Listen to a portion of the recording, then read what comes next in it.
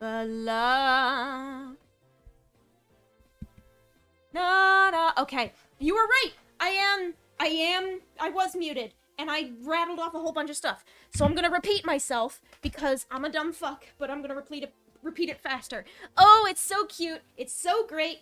Ooh, that's fun. Return to Dreamland means so fucking much to me.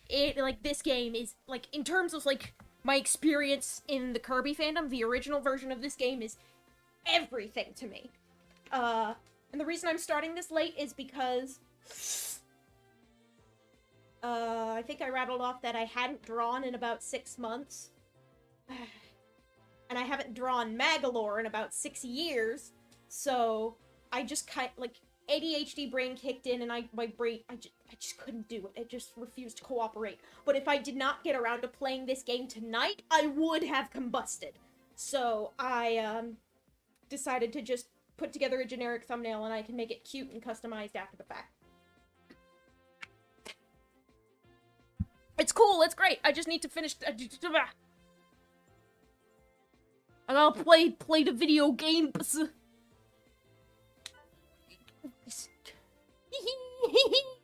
God, Return to Dreamland is so important to me. That's the menu I know. That's the menu I know and love. Let's watch me some opening cutscenes.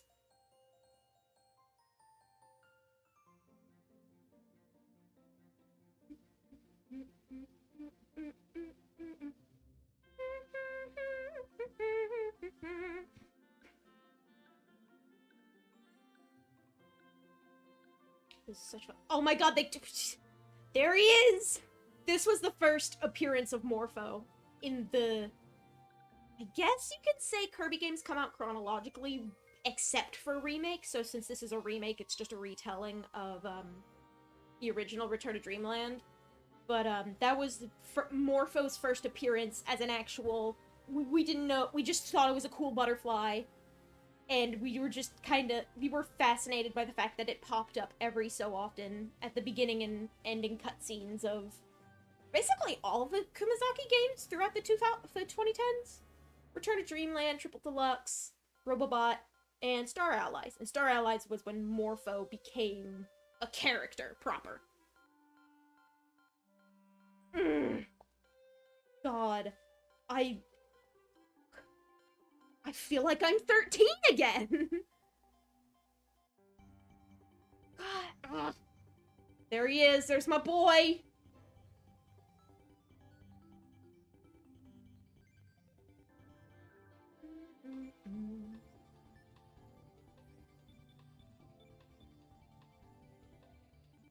I know this entire cutscene theme by heart. Every single note is familiar.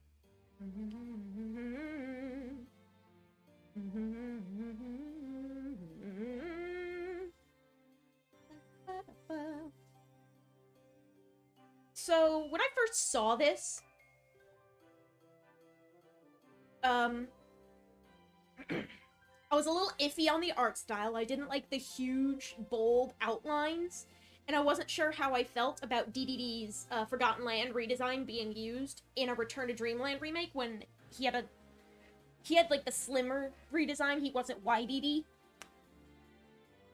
Oh, but the graphics look so goddamn good that I can forgive it. This shit is just beautiful. Just absolutely magnificent.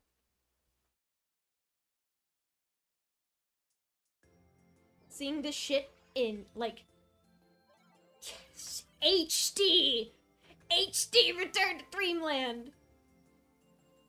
Thank you, Mags. Helper Magalore. Double your stamina and save you from falling down holes. Debate auto swallow for Kirby. Okay, so I don't need Helper Magalore. But I want to see as much Magalore as possible in this playthrough, so we're just gonna turn him on anyway. Hello? It's unnecessary, but I'm gonna do it anyway, because I love him.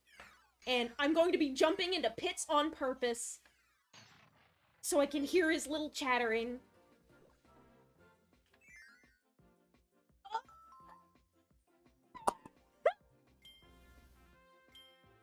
I was gonna say, I'm gonna scream, but I kinda already am screaming. God, and it feels so good to play with a proper controller and not, like, a sideways Wiimote. And everyone gets to be on the cover of his own game! I'm so proud of him! Ah, forgot how to play Kirby for a second. I have Splatoon brain. I've been trying to,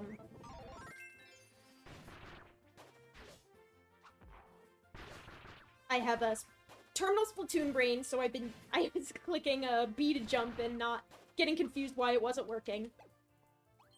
Yeah, I'm gonna need to get used to this pace again.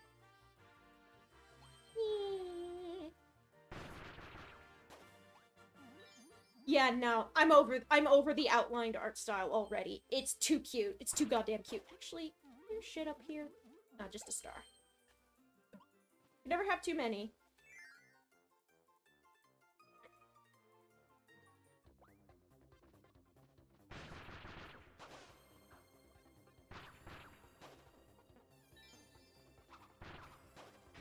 There's also the introduction of that exact style of minimalist tutorial.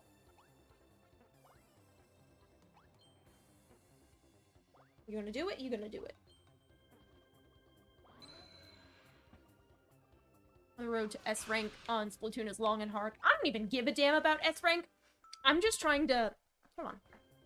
I'm gonna pop out chat. Can I pop out OBS? Will you let me pop out chat? Can I make it bigger? Make it taller. How much bigger can I make it? Can I make it wider?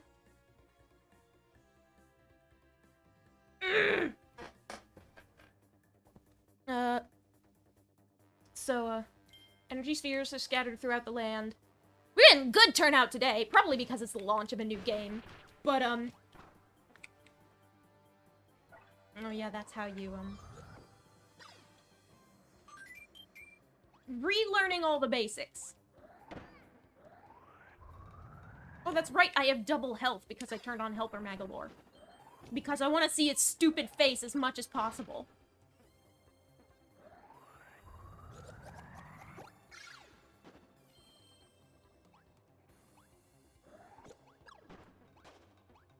God, that's slick! Look at that 60 FPS! And the music is so good. Like, I literally cannot begin to describe how important this game is to me. Oh shit, super ability time. I watched Philboat play the demo, and he did in fact confirm that the fish sword does return. So that makes me happy. And that's about as far as I know. So we'll just... I won't need to confirm myself that the fish is real, because now I know it's real. I'm sure we might see it later in the game. I have a very clear memory of cutting open a volcano on Halkandra with, the fish. That was fun. Is that the Wild Edge sword from Forgotten Land? I know there are some references here that weren't before, because, like, I know there's an extremely rare chance of the Morpho sword popping up as well. I also like how the Waddle Dees smack into the screen. That's a really nice touch.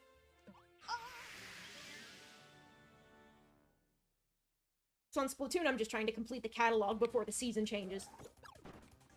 But amidst this being in total black and white, but also the subtle colors, kinda awesome. I like it. I respect it.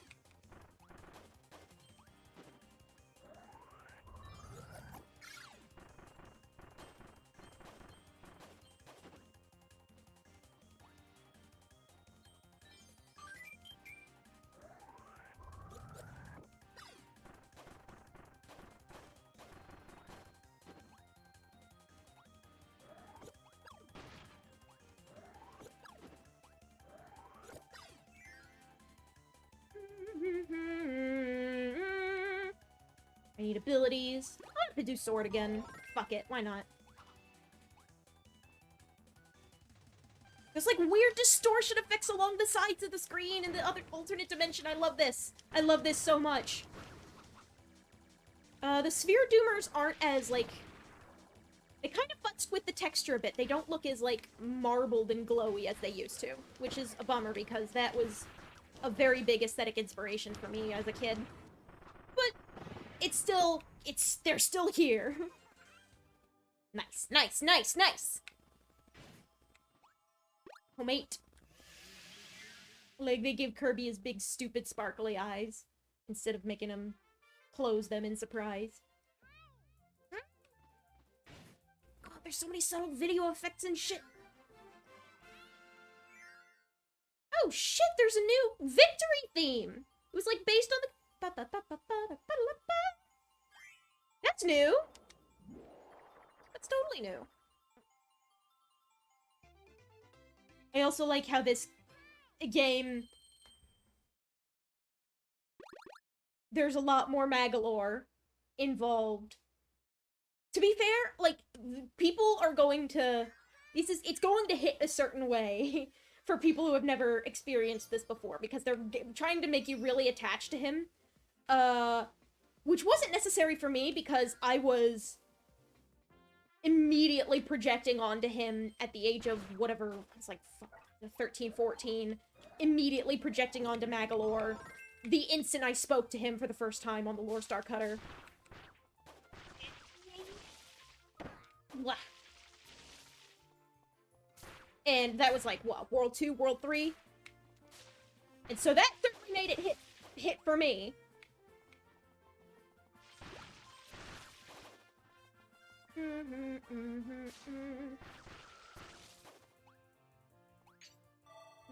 Up we go! God, this is so pretty. Gonna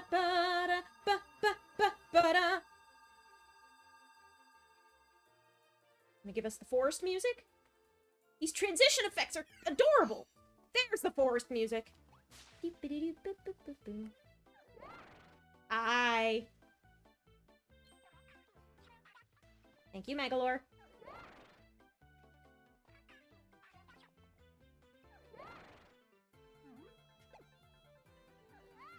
Making his life harder on purpose.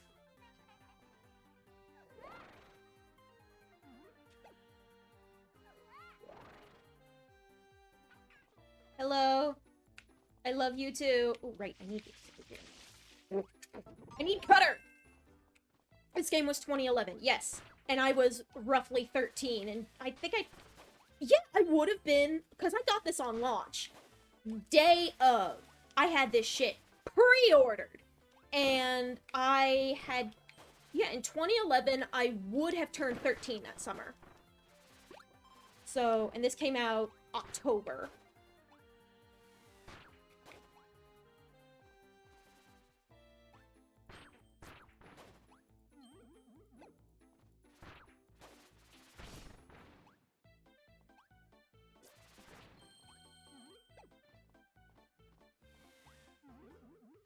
I feel like I'm missing something. Am I missing something?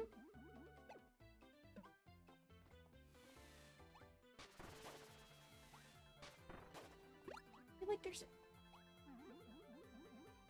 I know at some point in this level there's some energy spheres hidden behind a leaf. Up in the corner.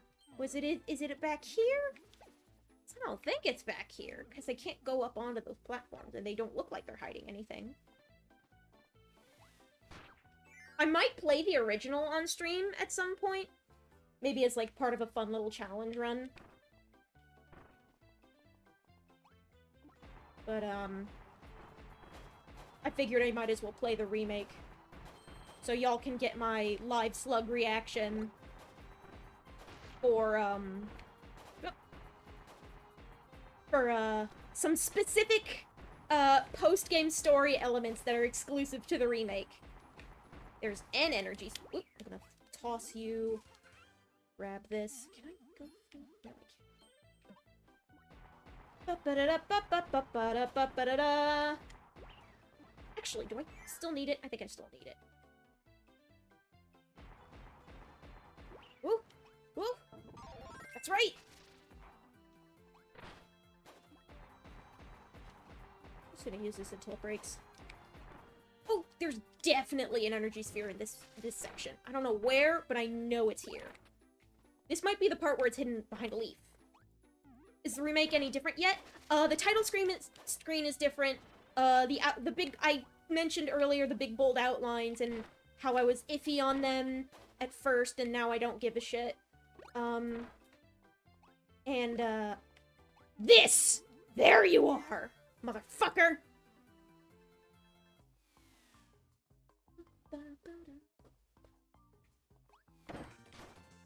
Out of my way, fools!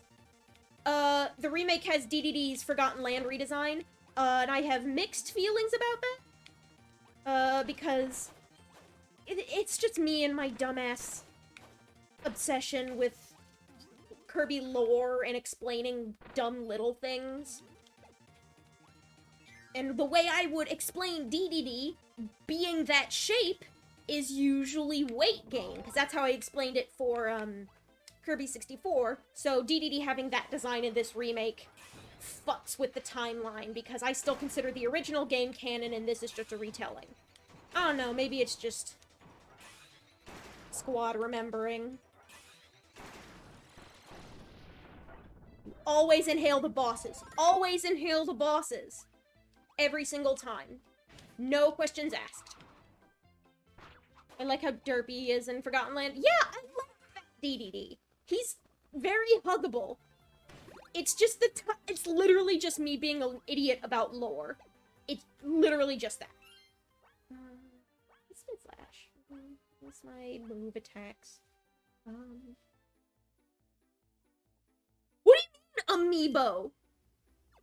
Healing items and point stars. Okay, yeah, I can.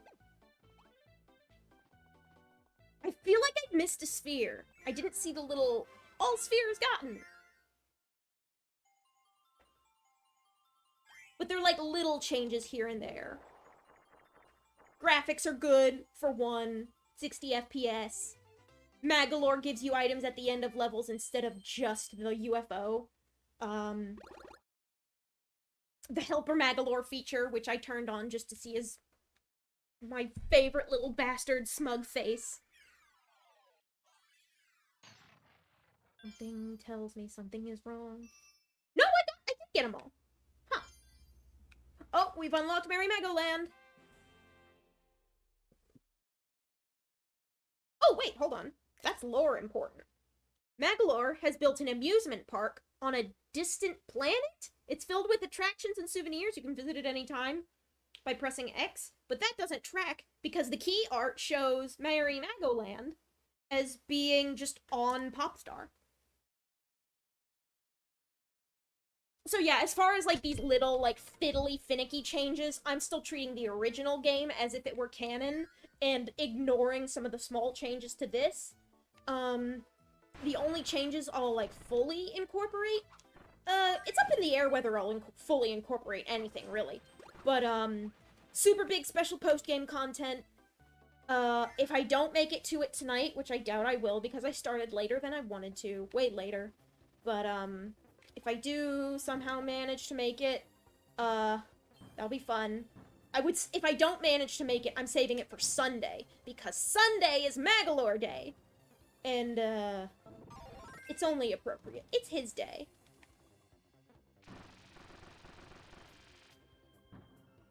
I want this. I have... Thank you.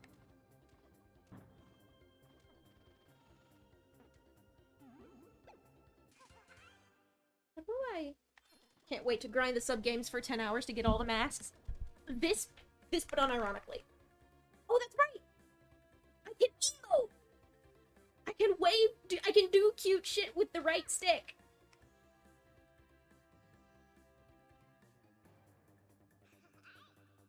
Yes, hello! I feel things coming back to me.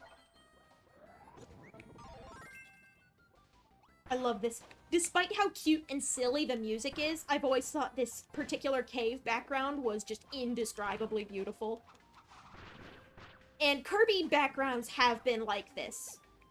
And they were pretty consistently like that. They were still like that in Forgotten Land. It's just that in Forgotten Land, it's also part of the environment. Whereas in the 2D side-scrollers, it is 2D and a side-scroller. But the backgrounds were this pretty in Superstar, they were kind of jank, but I think that's because they were trying out, like, 3D generated graphics, and it was the 90s, and they tried to reflect that in, I feel like if you give me fire, that they did that on purpose, right? No, you give me beam, alright. No, you want me to try out all the things. And knowing how Forgotten Land was with giving me all the powers that I needed, I'm fully expecting there to be a bunch of copy essences, in case I miss an enemy or a boss that I need to take their ability from. Excuse me, a little burpy tonight because I ordered pizza for myself. And I had quite a hefty dinner because I wanted to celebrate. Ba-da-ba-ba-ba-da, ba-da-ba-da, ba-da-ba-da-ba-ba-da-ba-ba-da-ba.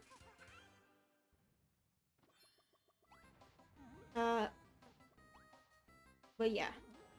I know there is, like, cool new lore shit in this game. It might completely upend my headcanon. It might slot right in. Whether I completely ignore it and stick with the story I've already been telling, or just continue business as usual. I can't remember. I feel like...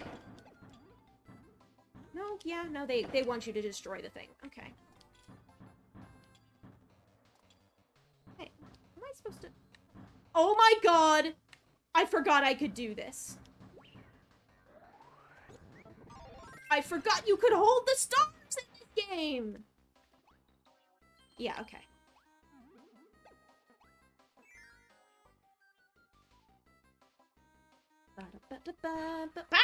Spikes! Leave it to me to be so absent-minded that I won't run directly into the spikes.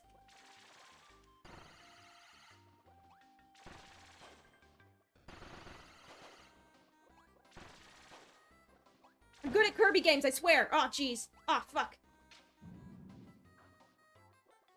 Hey, fucker. My city now. I'm gonna take sword, because it looks like you want me to have that. Mine! And keep. Beep.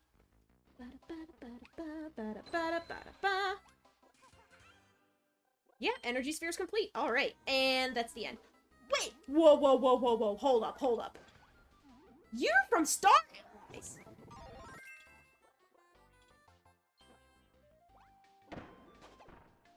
What if I wanted to keep this for the next level?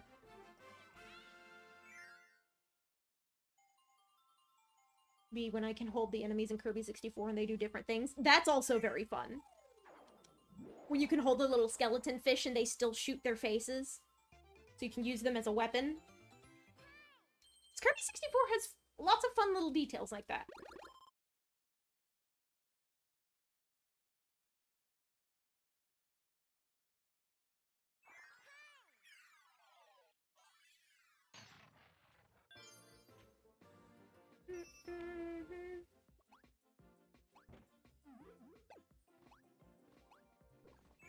Ba-da-da.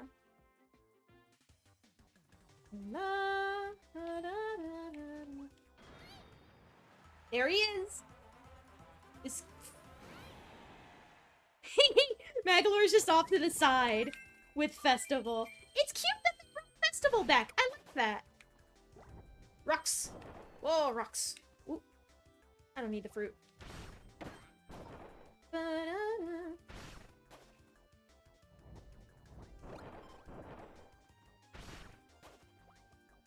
Ba-da-da-da-da-da-da. Mine. I saw a sphere back there. You can't hide that from me.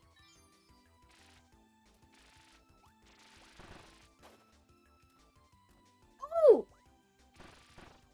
I was like, I can't just walk past that. And then I saw the holes. I saw the grass behind the holes in the wall. Ba-da-da-da-da.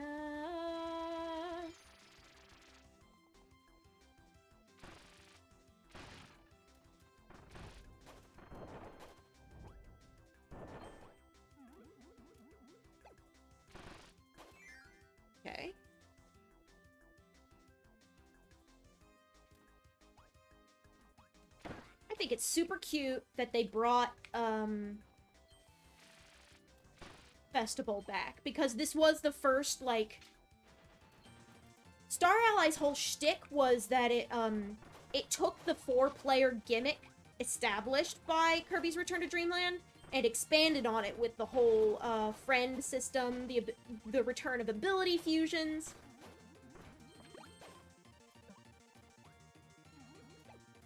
What's that? Ah, a ticket! What's the ticket for? I did blast through all of that, but it feels like I'm still missing something. God, look, you can see the grass rolling in the distance. Oh! I like this game a lot, if you couldn't tell. I'm just gonna go through this anyway, and hope I didn't miss anything. Pretty sure you're just supposed to run through it entirely. Rocks.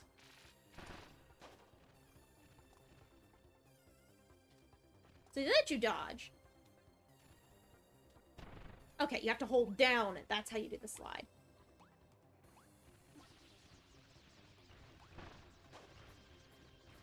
I want a sandwich. Hey, sandwich.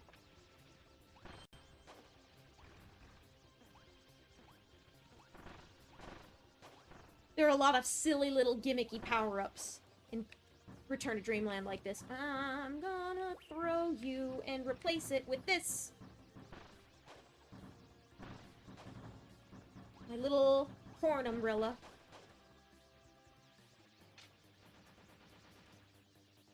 Ah. Wah!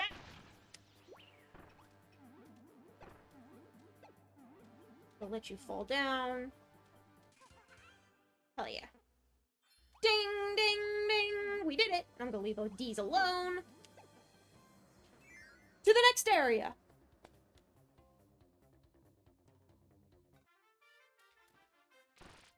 Food! I might ditch Spark. I know Spark is like... I think... I kind of like the lore implications, because there's a new detail. Normally the enemies would just, like, spawn. Yeah, Monster Flame was always a fun one.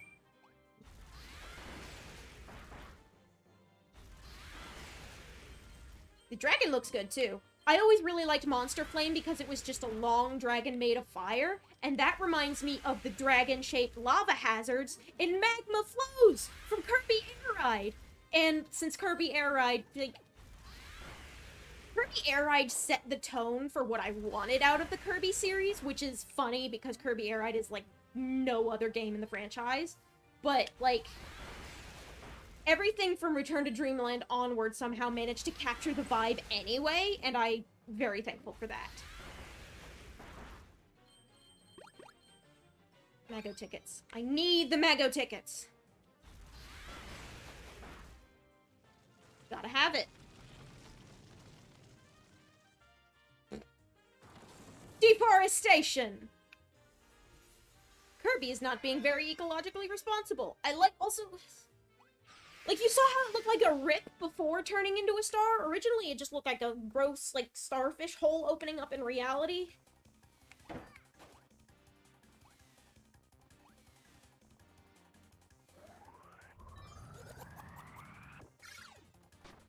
We just follow this along.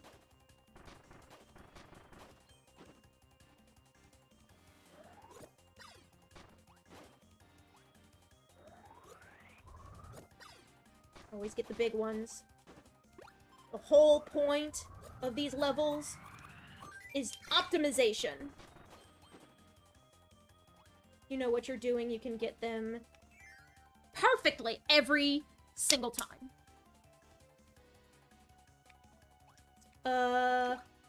Leaf? I'll do Leaf.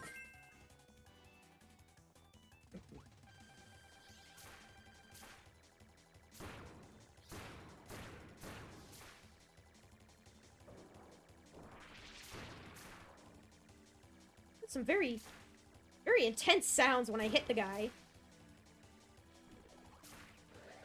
Granted, I might be experiencing things a little differently. Because I have booted up the surround sound system to fully immerse myself in the Kirby experience. The backgrounds in these look way different from what I remember. Yeah, because, okay, so the Another Dimension things, in the original game, they were solid black and white.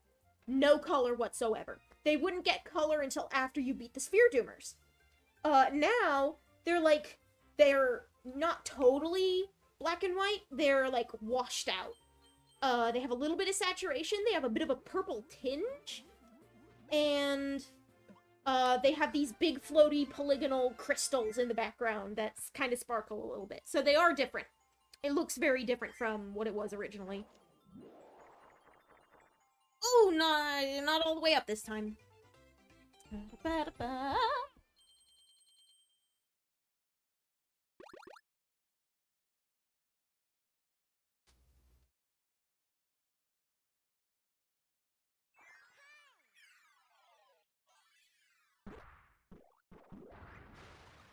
Hell yeah.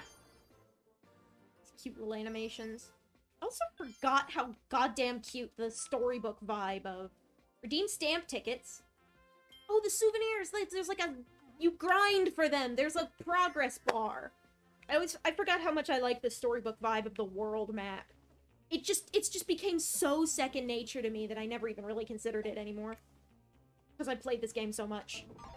I think I 200%ed the original game twice? Oh, those are some pretty water effects. Hi, Wispy! I'm here to burn your face down!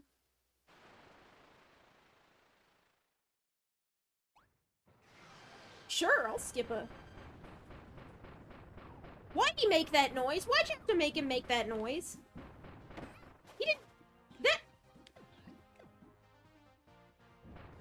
That's used as a generic monster roar now in these games.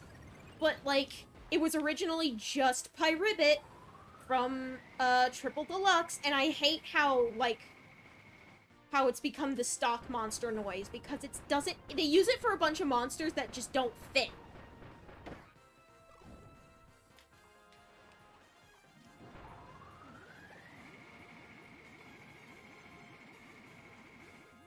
That's an interesting way to dodge it. I've never tried that before.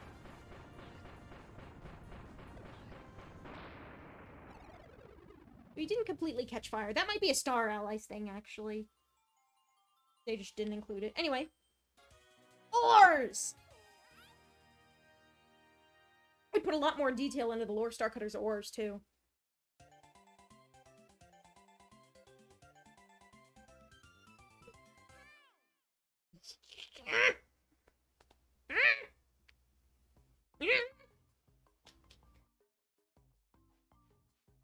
The lore looks so goddamn pretty! With the shiny space effects in its... windows? Question mark? Hard to tell what's going on in there. Ba-da-da, ba-da-ba-ba-ba, ba-ba-ba-ba-ba-ba, ba-ba-da-da-da-da. She can do her little swimmies.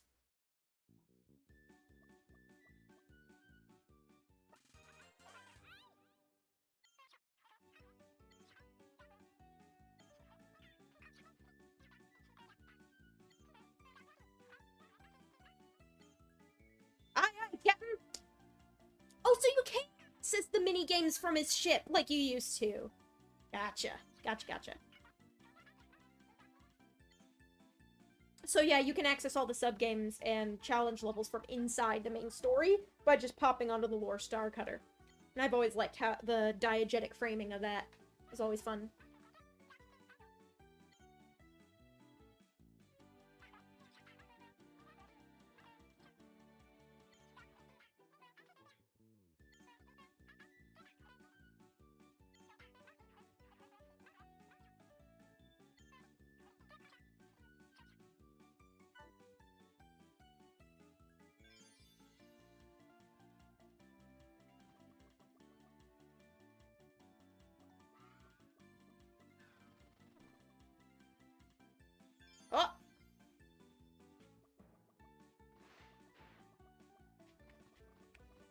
the scope one?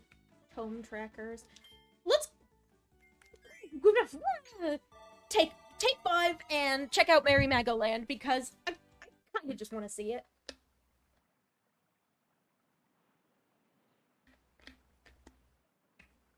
Oh, lore? This is the tale of a different world in a different time. Entertain his friends. Great place for 4 friends can enjoy action collect souvenirs together. Things could come to life. This place called Magoland. You can't just go and say, this is the tale of a different world in a different time, and just, come on! You can't just go, yeah, this is an alternate universe, don't sweat it, and, like, come on. I like what you did with the place, Magalore. Like, I was fully prepared to incorporate this into my headcanon. Come on, man. I think I might do it anyway. It's just different. It's just not in the same time period as Return to Dreamland. It's Stamp Rally. God, look at that art! Look at that art of his stupid face. I love him so much. Egg! Egg!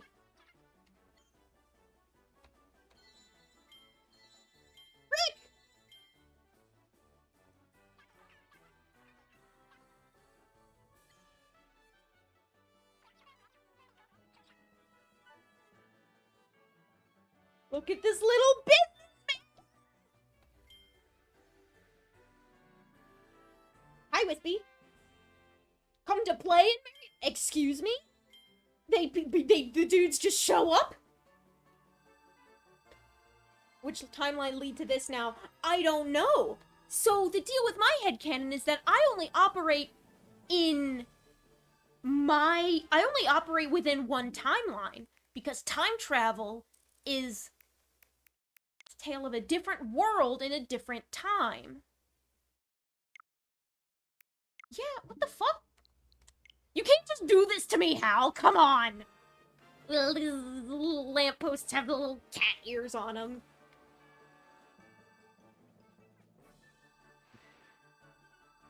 But yeah, my original idea when I, like, saw this and I just started thinking about stuff in my brain, I was envisioning that the whole concept of Merry Magoland probably wouldn't come until, like, easily, like, 10 years after Star Allies or thereabouts.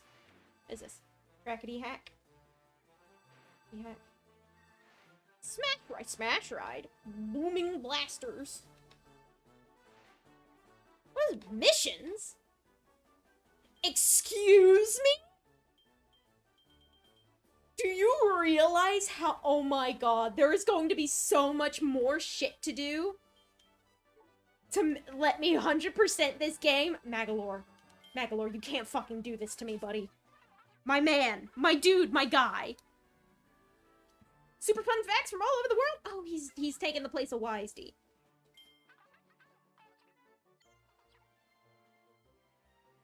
Egg Catcher. That's a classic. I think that's from the first game.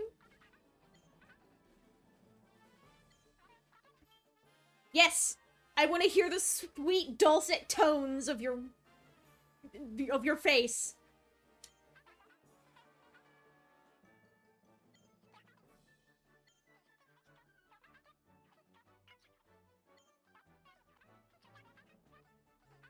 Oh yeah, you can take souvenirs out into adventure mode.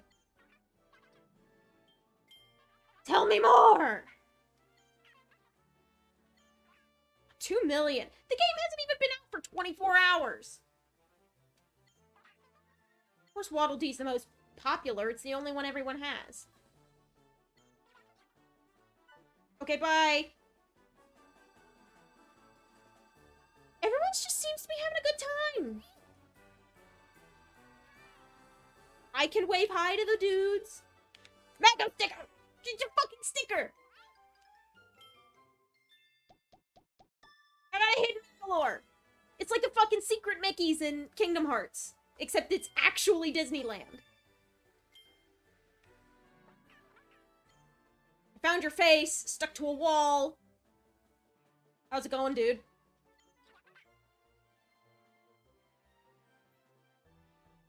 Extra special masks. 100 missions. God. 120 energy spheres, twice in 2 different modes, the new post-game mode, and everything to do in Merry Magoland. I am eaten. I don't know if I'm eaten good, or if this is going to become my own personal purgatory. Story mode. Back to story mode. Kirby Battle Royale timeline, because there are camera royalties! Oh, that's a cute idea. I can sure, I'll incorporate that into my worldview. I haven't played Battle Royale, and I can understand if it was, like, a different timeline. Hey, buddy! Hi! All the way here from a different world. Here are the souvenirs. The souvenir items. Random copy. Ooh! I don't need that. That's really interesting. So Magolor's actually giving me shit. How do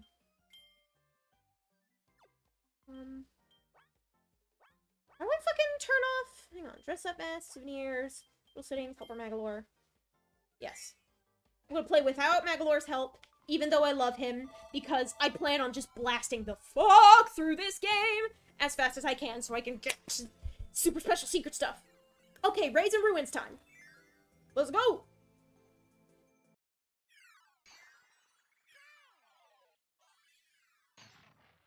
God, imagine if masks were like the ones from Majora's Mask.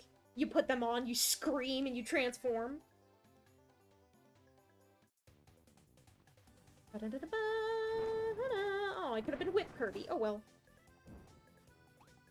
You're minding your own business. Hoi! Sand! Sand! Whip was originally the new one for Return to Dreamland, and the one that's new in the remake is Sand Kirby. I'm the Sand Guardian, Guardian of the Sand. Poseidon quivers before me. I'm not very in control of my words tonight. I don't actually need that. That's not an energy sphere. Goodbye.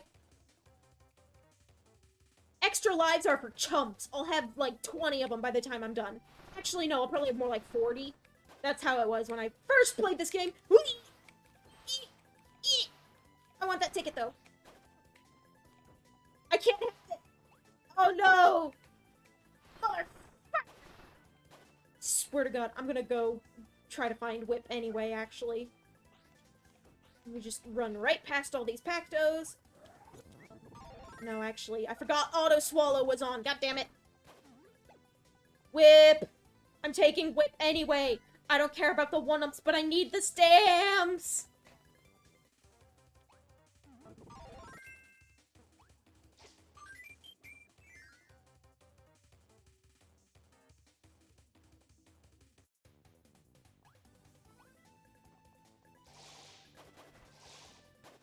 Yeah.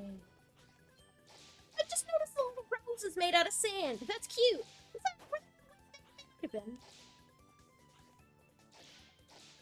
Bye. That's mine. Okay. I know the game gave Sand high jump despite high jump being in this game. Yeah, unfortunately high jump got shafted again by now being part of another ability, even when it gets to be in a game. High jump deserves more utility, I think.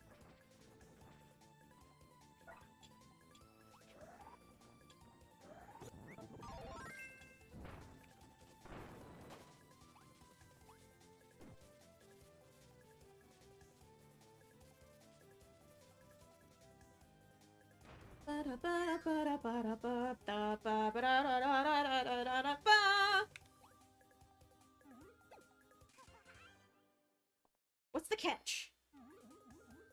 Oh no, it's just the fact that it is that was a cool pyramid in the background. I think it was in the original. Yeah, it's that one in the distance. I think it was in the original, but I don't think it was ever in that much detail. And that much detail is kind of what it's helping me notice all the background stuff some more. Lol, get spiked, idiot! All the backgrounds are 100% new. Well, yeah, obviously, they had to recreate every single one from the ground up, but I've still recognized them from the original. And, like, most of the backgrounds I've seen thus far are almost exactly the same as the original. They're just in a higher resolution. But I think I'm noticing new things about them because they are in a higher resolution. And that's what I'm trying to get at.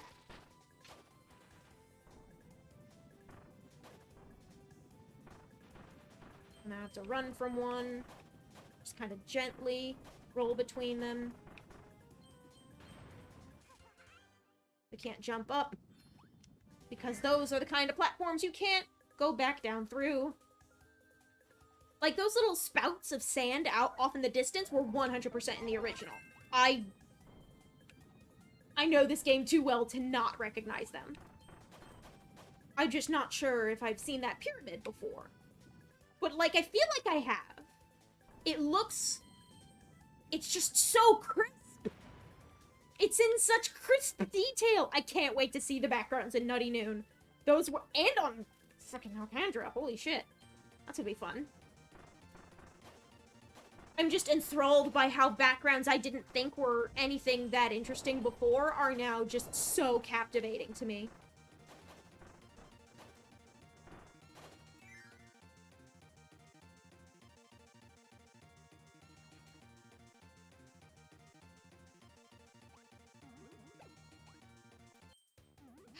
I should have gotten Parasol when I had the chance.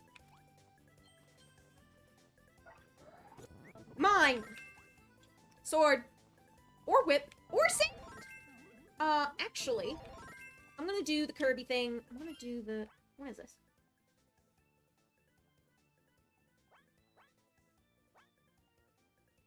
Sand wave, sand beat first.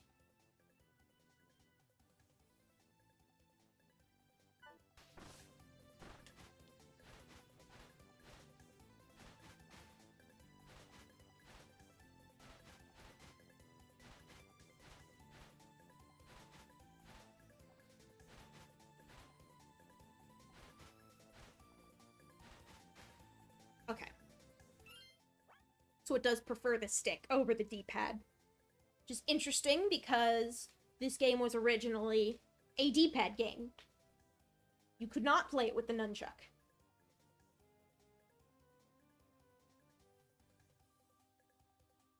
Sand grab. Sand toss. You grab a dude with your sand hands.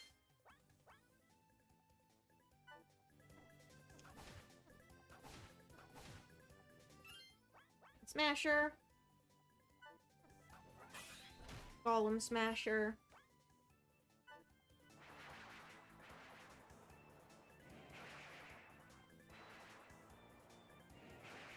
I like sand, it's fun. Sand dash. Sandball. Sand hide.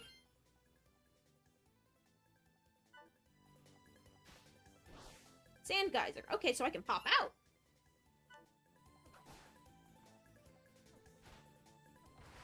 There we go. The down and up ones were always a little weird.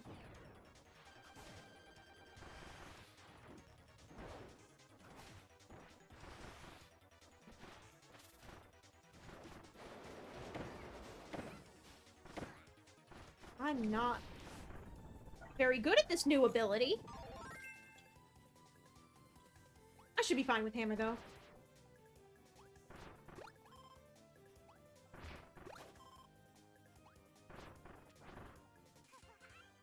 Alright, energy spheres for this level complete.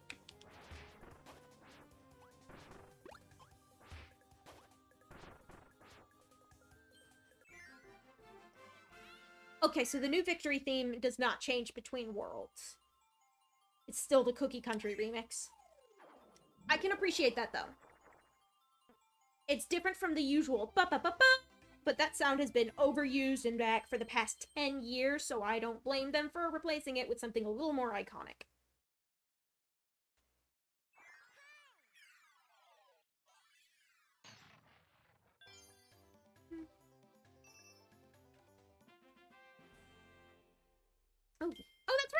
the ability rooms. I can just go and get shit.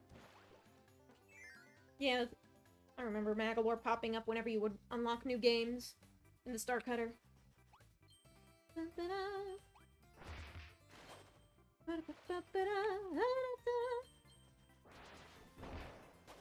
Damn it.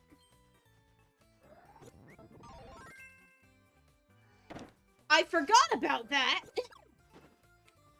I wanted to... Where's the next water guy? I want to do water. You!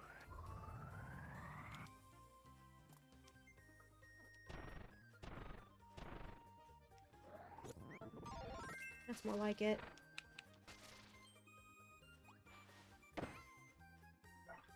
So you can drop hammer by throwing it, but I want it to be water because I can now slide on water. There's something in here that I want. Ticket! The tickets had a fun little bit of exploration. I know some of these areas existed before, but originally they would just have food, 1-ups, or stars in them. And considering how easy the game could... I wouldn't say easy. The game got reasonably difficult at times. But there were a couple times where the fact that it expects you to have 4 players means it gives you way more lives than you could ever possibly need. And because it gives you more lives than you could ever possibly need... That was like Meta Knight and the Meta Knights? Who's that Meta Knight King DDD? What am I? That's Waddle Dee. No, yeah, it's DDD... It's the other 3. Oh! Look at this original Richard Dreamland design.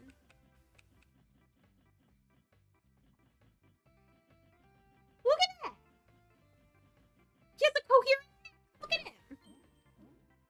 Well, I'm glad they at least referenced it. I can... Timeline inconsistency somewhat forgiven. Oh, shit! Oh my god! He has the fish! Oh, they memorialized the fish. Hello! Hi, boring UFO. Welcome to the stream. Water hat jiggly physics is fun. But I currently need... Yes! Oh! I was worried I'd have to do that for a couple tries. Now I'm also remembering some other things that are probably why I started so late. My tummy feels kind of weird, probably because I ate too much food, and my parents also got me Taco Bell last night, and I don't actually like Taco Bell all that much, but we had it anyway.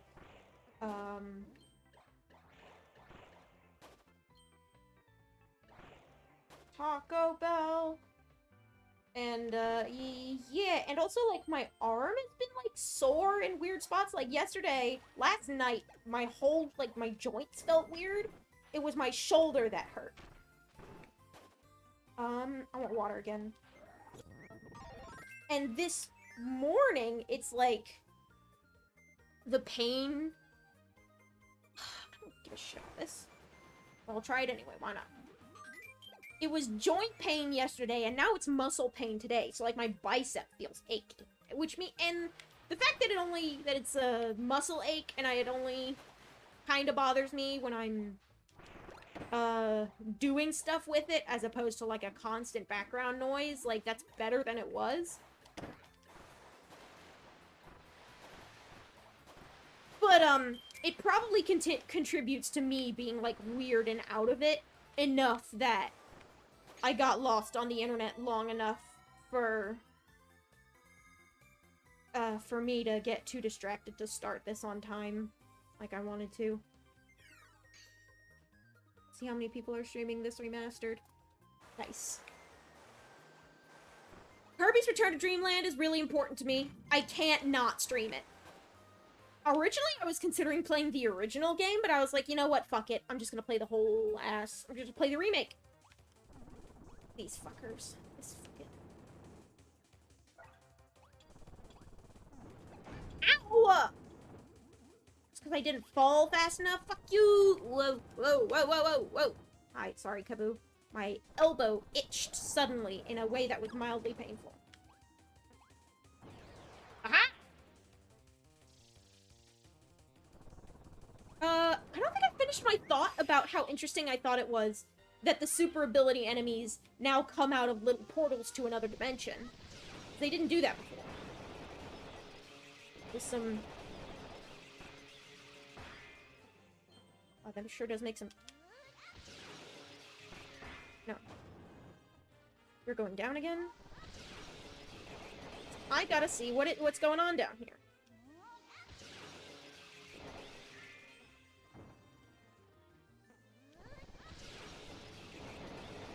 Show me your secrets! Doesn't look like there's much. Yeah, no, it's just loot. No secrets. Are those stars based on the Eye of Horus? That's a neat touch, I guess. Oh, hi, there's another one. You respawn. Hello. How you doing?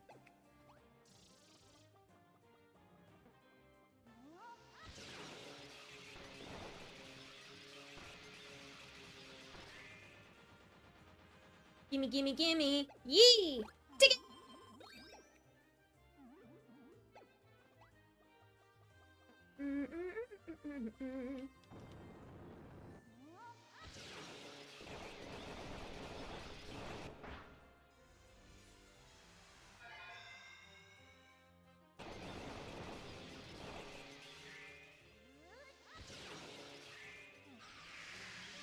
Alright, let's go!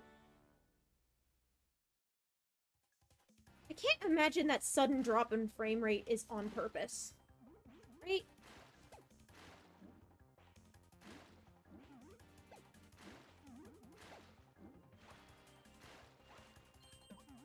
I feel like...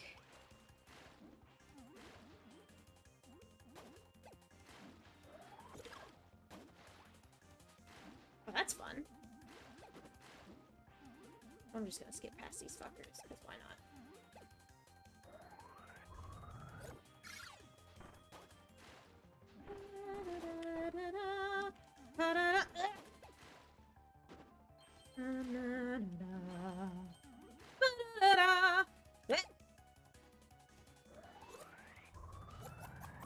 Yoink! Interesting to watch how the stars slow down.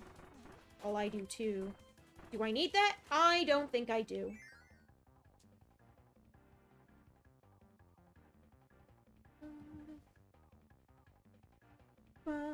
Oh, jeez, wait.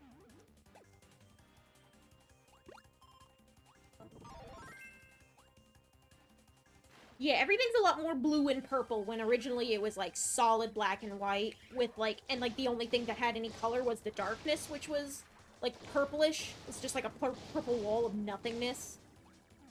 And, like, weird little star patterns, whereas now it's, like, kind of liquidy. I respect it. It's a different artistic choice. See, the, Doomer's typical, like, the way their textures kind of warble around and they're, like, kind of spacey, it's a little more visible on this red Doomer than it was on that purple one.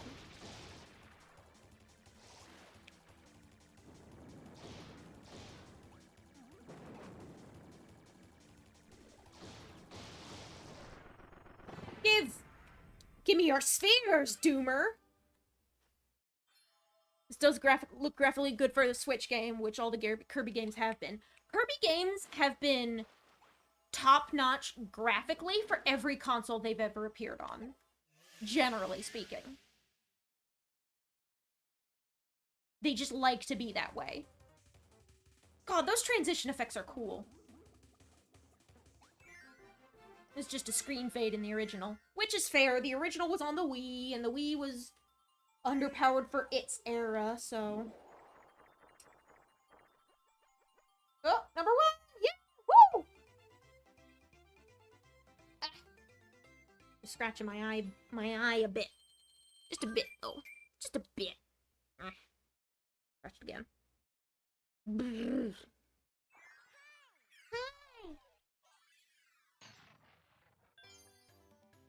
What if I put this back? What if I took chat and I put it back? Chat, why are you so big? Wait, I missed a sphere? What the fuck? Unacceptable! No! No, hold on. I'm fucking with OBS at the moment. please. Bear with me. There we go. Fucking missed a sphere. God damn it.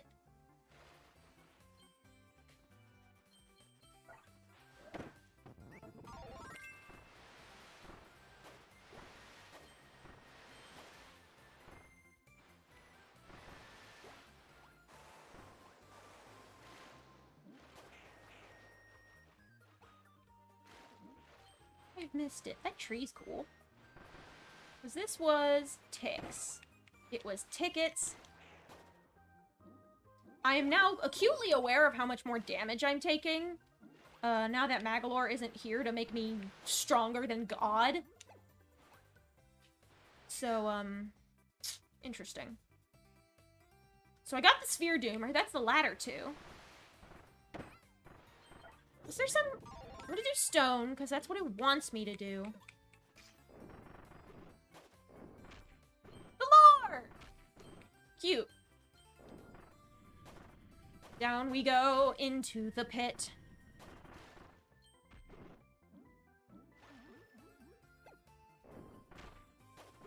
Always love the fun muscle man. The 8-ton, that made it into Smash.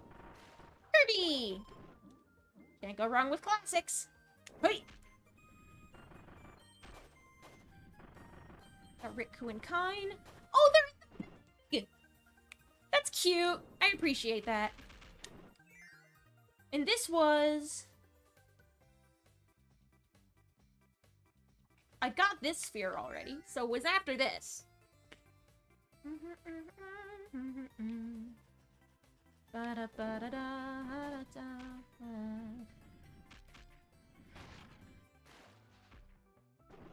So no, it was after this, but before the beam.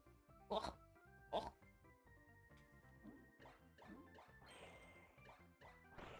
And in here?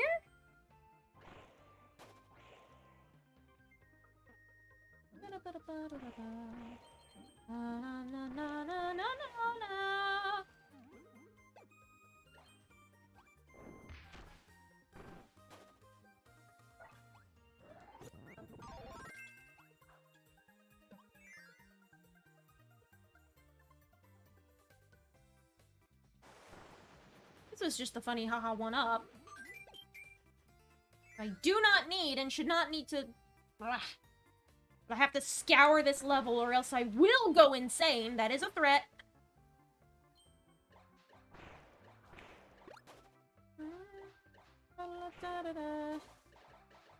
I like to imagine Merry Magoland as the original timeline in this game takes place in a timeline exactly the same universe, but only difference is Big Disney is fat. That could be... Did I miss this fucking door? I swear to God.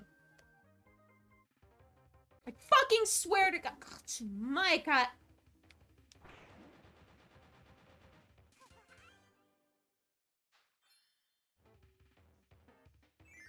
Putoy min. Breaking out conlang brain for this.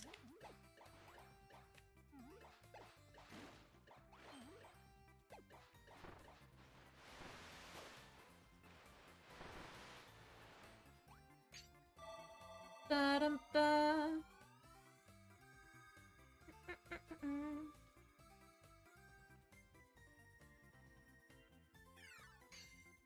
I mean, if you want to get weird and wacky with it, technically speaking, the future could be considered a different world from the present and the past. I don't need this fucking... shit. I don't need it. It might be a pain in the ass to continue existing. I think I'll skip all the extras.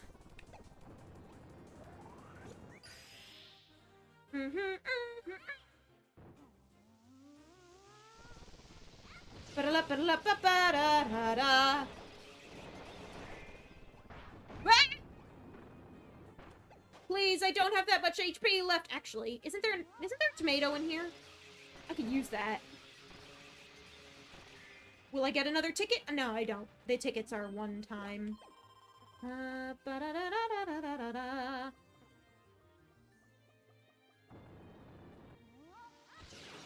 I'm gonna just break these two. And just go right back up to the end. There we go! Success! Yoink!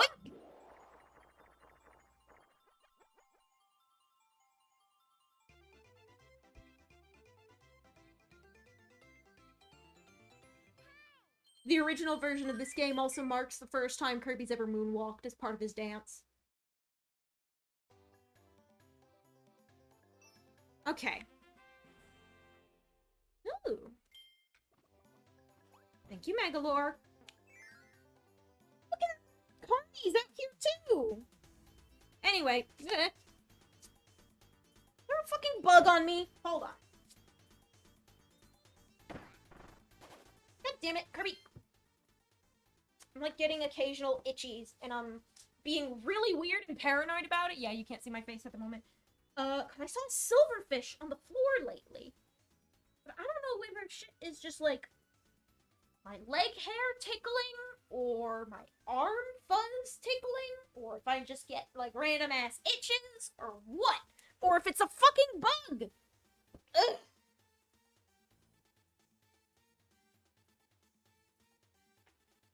Poor bastard's gonna have to do- no, wait!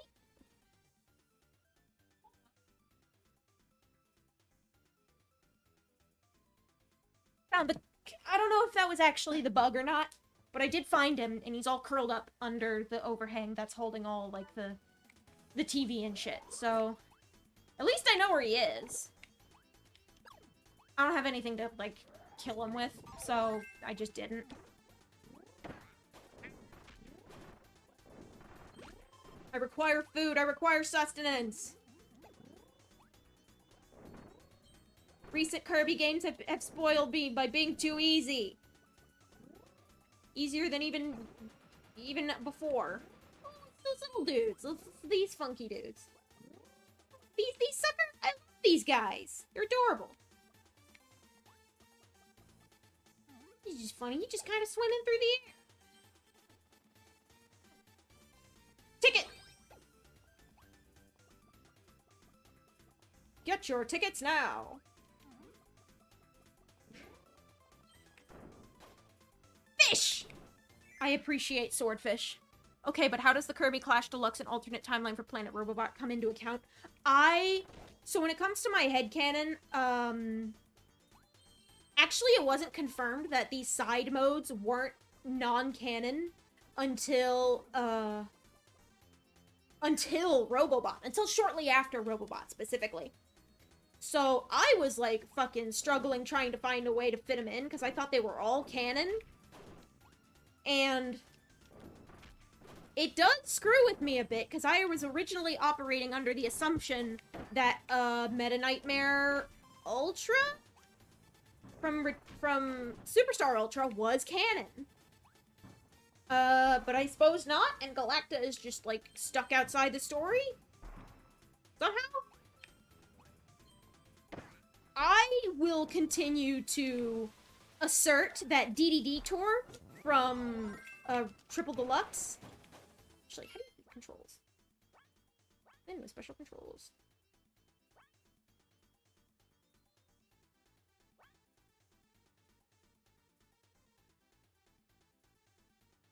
Ba-da-ba-ba-da-ba.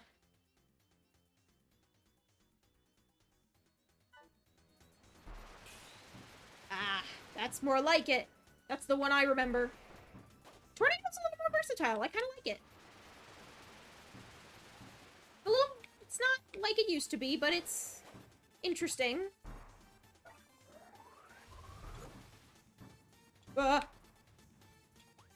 Something tells me I'm gonna need to spit this. Wants me to have Tornado anyway. Neat. Sphere! That's what I wanted. So... I just basically haven't... Ever since, the, side modes were decanonized, I just kind of really touched them. Because I have this whole, like... storyline lined up that links shit together, and Damn it, Tornado Kirby. And working out all the deets of that has been a higher priority than trying to cram everything together. And I put enough work into this that, like, it's solidified more and more. Hello. How high can I jump? That's how high. Can I go any higher? Whoa. Apparently not.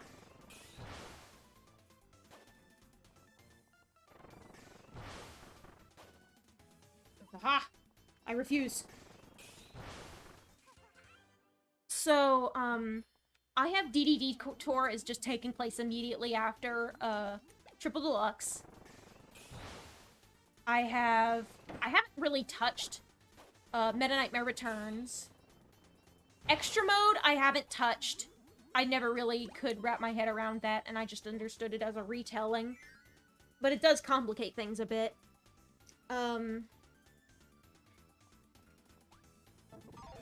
I did, what? Box? Hold on. Box? I'm gonna hang on to this box. For later. Or not, I guess.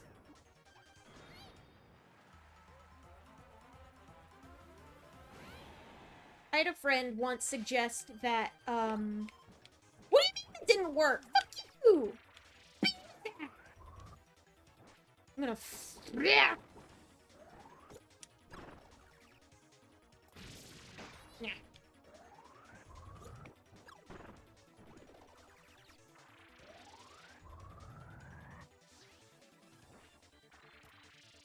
What was I gonna say? Brain stopped working. I'm too busy Kirbying.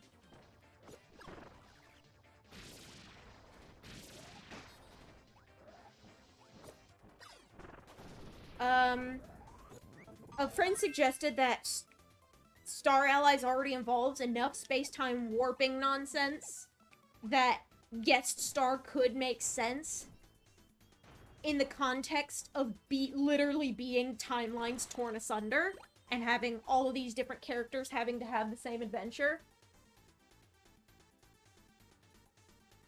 As far as I'm concerned, Heroes in Another Dimension is fully canon. What else?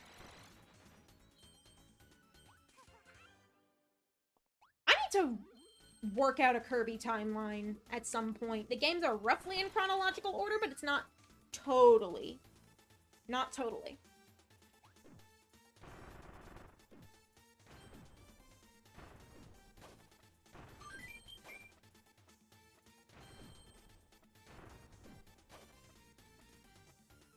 Send me back!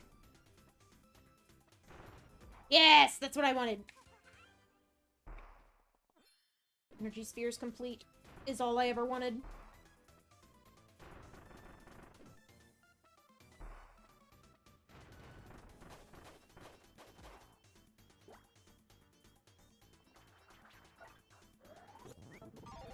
A cheeseburger came out of that flower.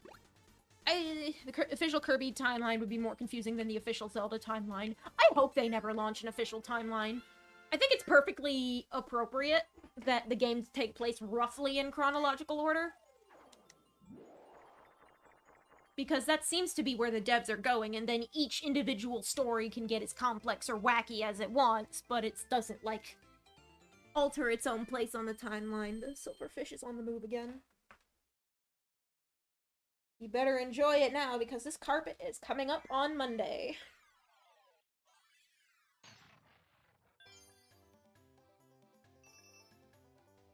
Alright, and that's stage 4 before what? Aha! Oh, that's a cool setup, little crystal. I'm not gonna spoil the boss's name for those who don't know what it is. It's like, you know there are newbies here who have never touched Kirby before. Maybe not, like, right this instant, but possibly, like, VOD watchers or what have you. A lot of, like, Forgotten Land was, like, surpassed the original Dreamland, I think. And that's a huge deal, because that means there's a ton of new people introduced to the fandom. And that means there's going to be a lot of confusion on both fandom culture, what we all know, like, information. The Kirby fandom has always had, like, an issue with misinformation about canon, especially in the older days. Nowadays, it's a lot easier to get your hands on the information. But, there we go. The fandom still skews young, because Kirby is such a family-friendly franchise. What?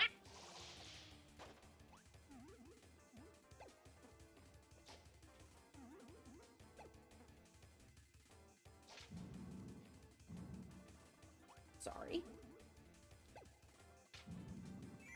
This is scratching my puzzle brain. And because the fandom skews young, like, kids are way more likely to be, like, confused by shit.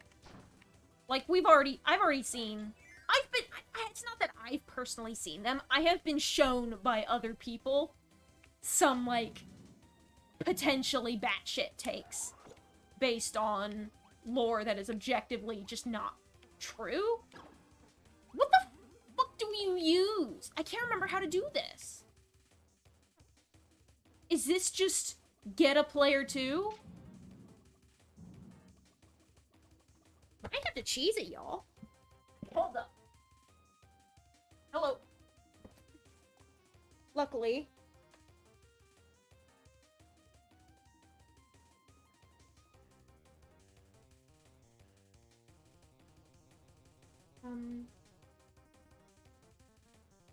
Can I...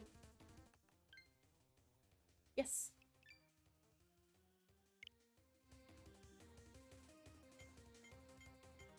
Yeah. Bandy's gonna help me out because I fucking... Oh shit, I took his health. It's just like Dreamland 3. I'm gonna cheese it. I don't have the patience for this. Like, I literally want to get through the entire story mode tonight. Oh shit, wait, I gotta make the drop out. Okay, bye! Thank you, Bandy. Also known as myself. Can't you use something that touches the button from below, like whip? I forgot whip and beam could do shit like that. Listen, sometimes I'm just smooth-brained. Candle. Ooh. Actually, I need that food. Ugh. Gotta eat! A bitch gotta eat! Ugh.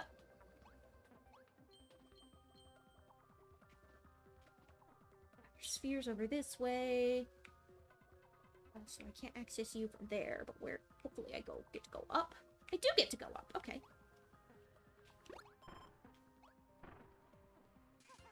Thank you.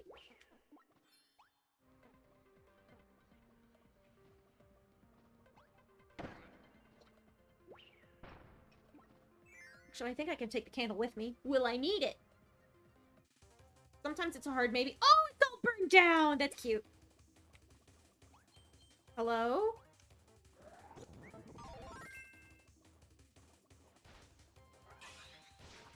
Sand don't do shit to water, so why is there water here? Pizza!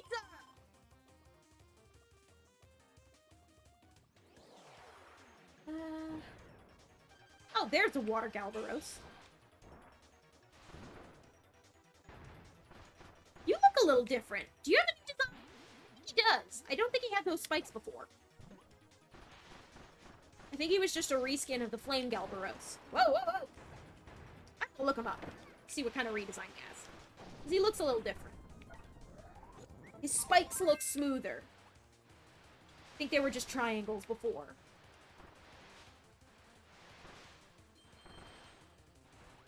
Mr. Sandman.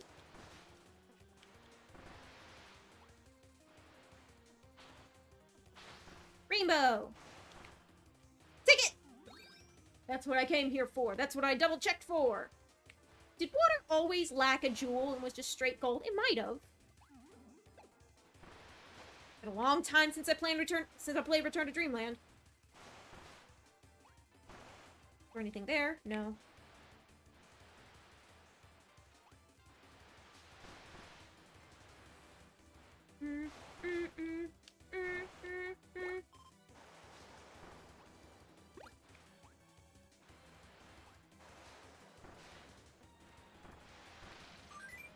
That's what we like to see.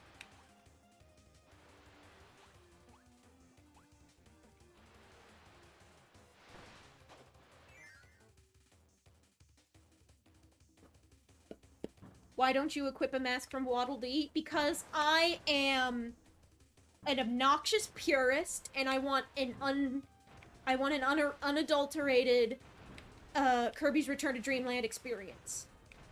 Maybe once we unlock extra mode, but until then, I'm just gonna be playing as the vanilla-est of vanilla Kirby.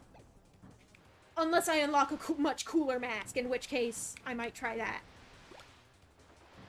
But to me, it's just kind of silly. And Kirby Games has a risk. What? I am invisible. I am invisible. I'm not ready to try. Is that the original? I feel like this might have been, but this might have been exclusive to this particular level. Because it's like a, ooh, cool secret treasure in the pyramid. And because this is the desert level. Oh.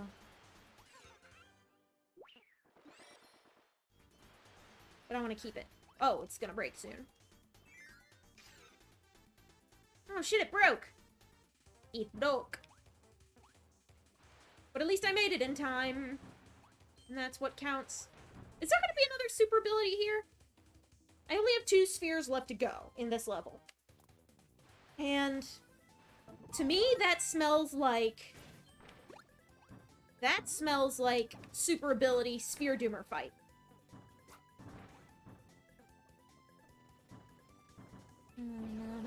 Yep, it is. It's Ultra Sword.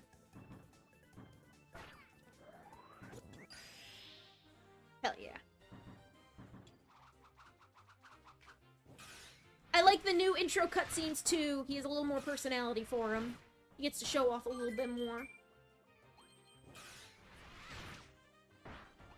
Cleaver. Sword.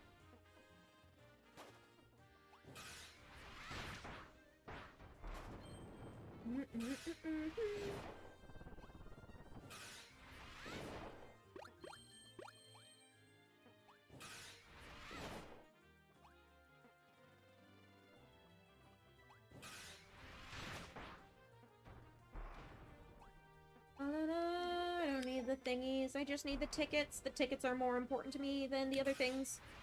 Ah! Oh, hello, space-time distortion. Let's begin!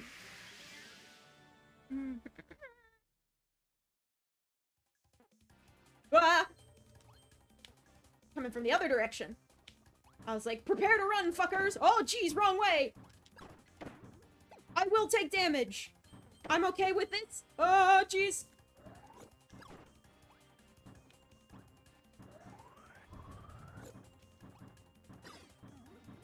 Fuck, fuck, fuck, fuck!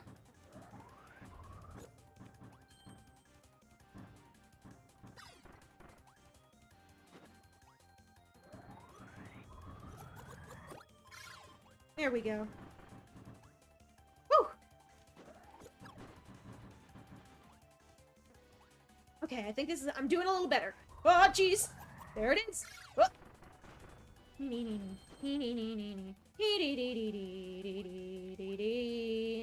Yeah, Raisin Ruins looks beautiful.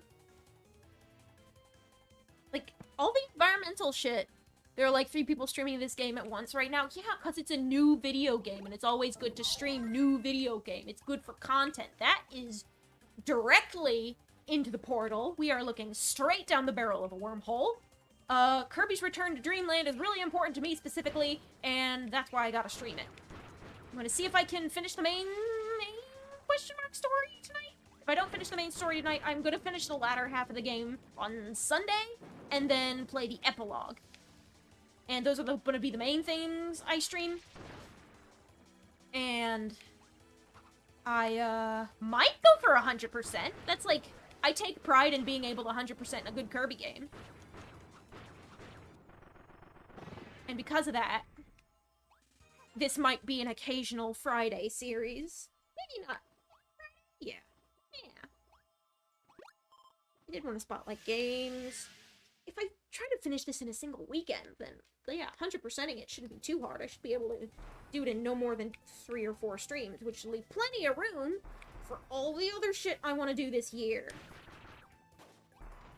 Because I have ideas. What is that? Incense? It's like steaming. It's a food offerings? What are those? Rocks? It might just be rocks. Oh no, that's like the remnants. Am I going backwards? I'm going backwards. I'm fucking backwards. I just ceased to understand how shit worked. Because I ignored a thing. This was the thing. And then, yep. There it is. Hello there. Hello, welcome to the stream. Lolo. Ah!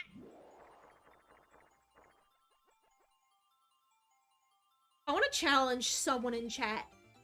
If multiple people are streaming this game all at the same time, I want to challenge one person. It doesn't, you can... It's just a dumb idea. Open every single stream at once. Oh my god, the little cutscenes! That's adorable. I like the fact that it's doing that. And it's a cute little detail that they've added, and I like that a lot. Y'all are gonna love this fucker. Ooh, those are right here in the level. Tomate. I require the tomate. Water. High jump. What good does high jump do against this guy? Not too good. Meteors came back from the dead to play this game. Good for him. His whole shtick was like the What Is Kirby Canon series, and considering this game is when shit got real, I don't blame him.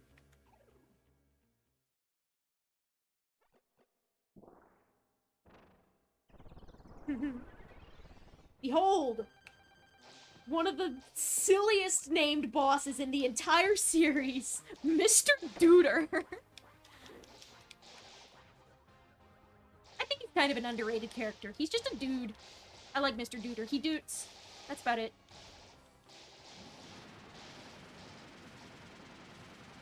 You do your spin. Where are you gonna land? Doink. Eh. I'm better at Kirby since I last played this. Phase 2! His EX form has a mustache. Whoa. Goes up.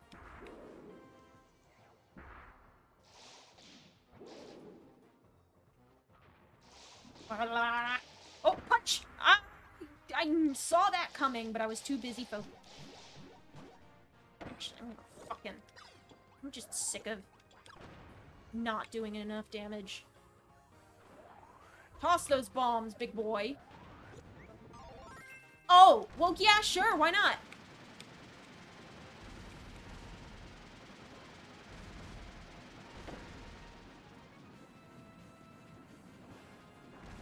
I don't think Duder's ever given me this much trouble before, but I probably have access to abilities I like better.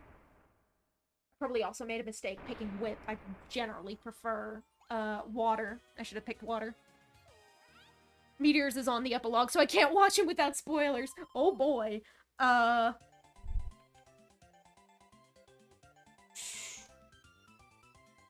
Yeah, apparently spoilers are already going around pretty fast. Apparently they were going around, like, pre-launch, which is irritating. But, God, if I have enough time, I want to play the epilogue so bad. Bada bada bada bada bada bada bada. Ba ba bada bada ba. Da da da da da. Ba ba da da ba ba ba. Oh yeah, you get oars, wing 1, wing 2, sail, and then the emblem on the front. Hi, Megawo. Yes, I did. I did it all for you.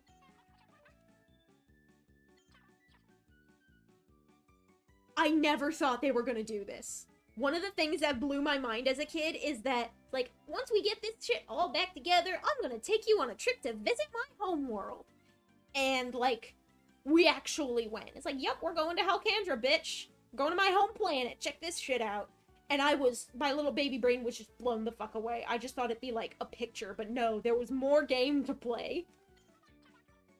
Come from a distant land. It lies at the end of an interdimensional tunnel connected to your planet. We're really far away, but the lore is a beast! It can get us there in no time once it's fixed. I do hope you'll take me up on my generous offer. Okay, bye, Mago!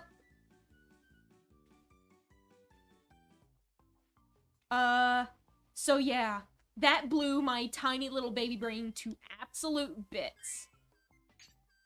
And I'm so excited all the time about it. And Magalor's, oh my god, Duder's here! Hi! Give me those fucking stamps.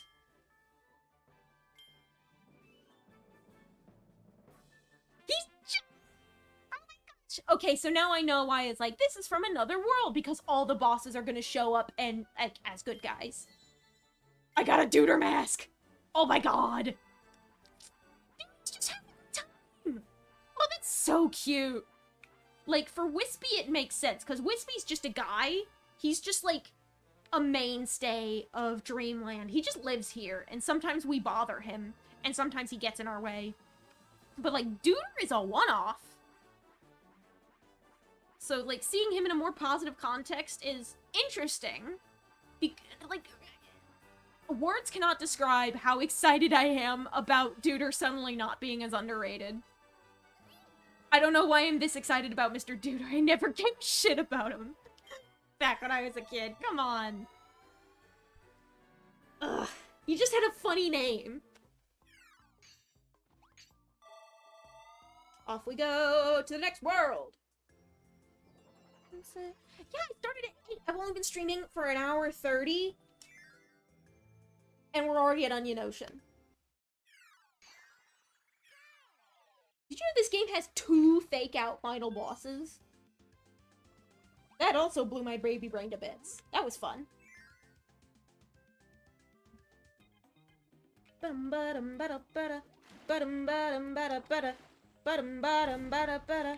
This is Kind's theme from the old Game Boy games. Beep it up, boop ba. Beep bop boop. Beep bop boop.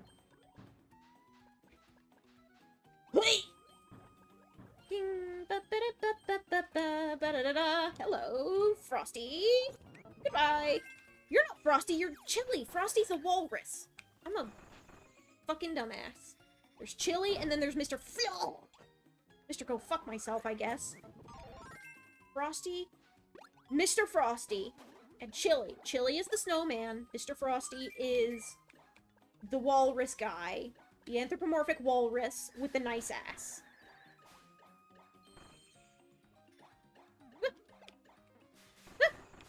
That's right! I can ice skate on things! But these glunks are in my way, so... Goodbye.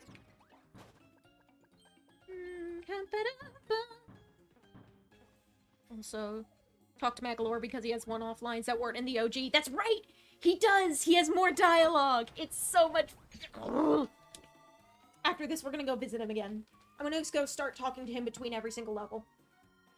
Because I have no self-control. As much as I want to get to the epilogue... Ugh! I'm gonna actually bother to get the parasol for the parasol section now. Woo, woo, woo. Although usually half the time it's more convenient to just fall. Oh, bye. There's something over there. Even if it's just a pineapple, I want it. But I do know there's, like, loot to be had next to one of these. Woo! Yeah, there it is. I'm pretty confident there's a sphere back there. Oh. is it further down? There's no extra passage. It's just the stars. Huh. Weird. Ah! I'm being mauled by fish. I'm out of here. Yep, that's Poo Poo Poo Hero.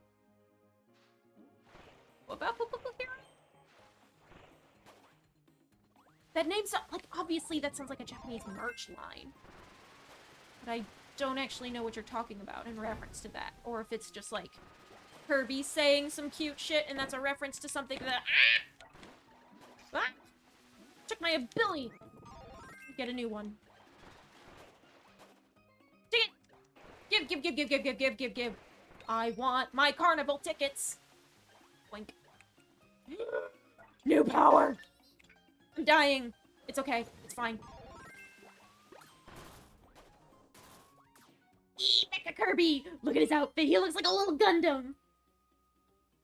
I love him. Blaster cannon. Charge blaster. Full charge blaster. You can store the charge like in Smash Bros. It's like fucking Samus's cannon. Dash. Rocket dash. Ooh, you have a custom dash. Yeah, you can go into an attack. You've got rocket brakes.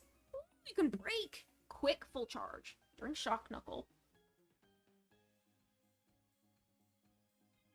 Ooh, you can charge faster if you dash into it.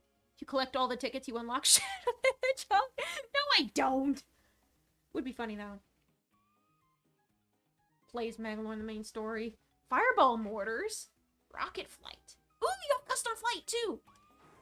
Yes, it flies like Jet from the old games. Oh, I love that. I like the fireballs too. They just kind of, I like how they move in an arc.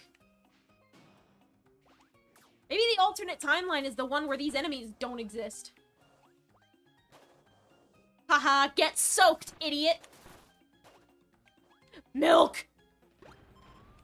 I needed that. Ah! Death! Death from above. From all possible angles.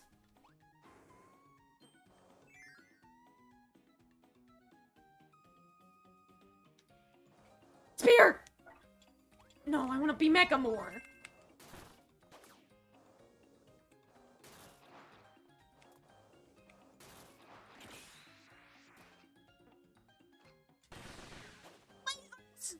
Candy. Pew pew. You just crouch and you just serious face.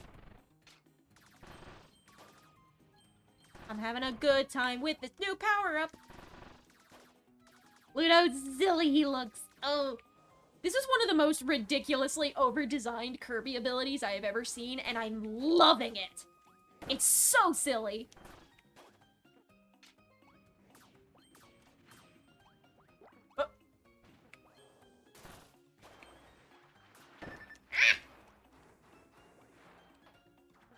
Bombs? You want it? It's yours, my friend. As long as you have enough rubies.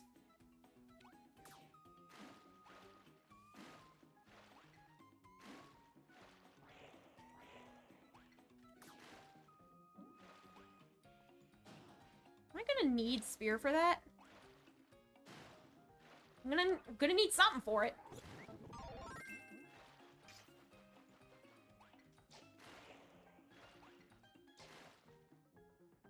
Did I fuck it up? Did I irrevocably...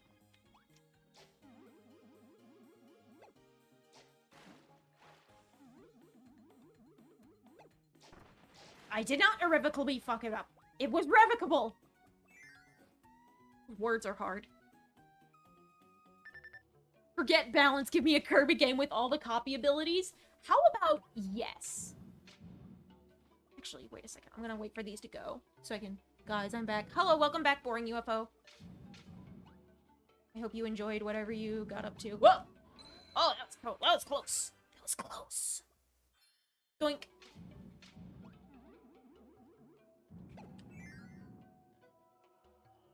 Sorry, Link. I can't give credit. Come back when you're a little, richer. We got Men of Culture in chat. Tonight. I wanna be Frosty! I wanna be a snow boy! Give me ice! Give me ice! Thank you. Candy, I needed that. Oh gosh, I need that. I'm taking way too much damage because I'm going at this too fast. I'm good at Kirby games, I swear. Like, the little rafts are cute and all, but how do we fuck shit up so easy? Ooh. Ooh.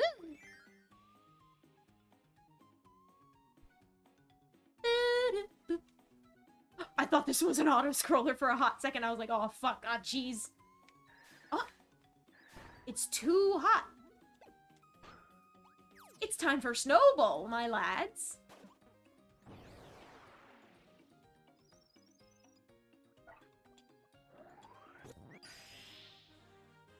He waves his little arms.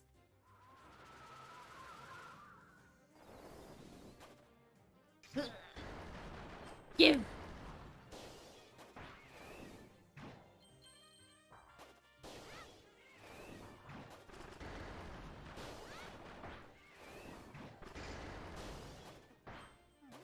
Oh no, that's just a glunk. Glunk!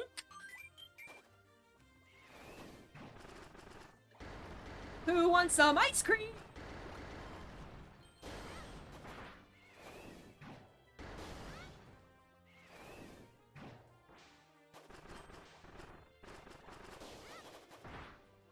That's fun. I love it when they smack into the screen. That's such a cute detail.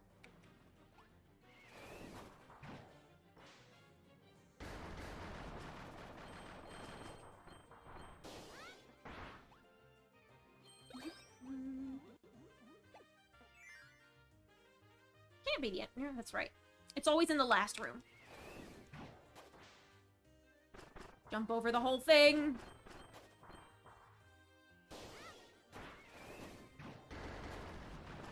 Rolling, rolling, rolling, rolling. Get the top of that. Is this the fabled ballin'? Yeah! I believe it is! Let's see if I can get that one up top. Ah! Nope. I'm not gonna bother. I'm just gonna go straight into another dimension and do that. It's just a sandcastle. It's not like it was... Oh, this is the bottom! This just goes from top to bottom. Please go faster.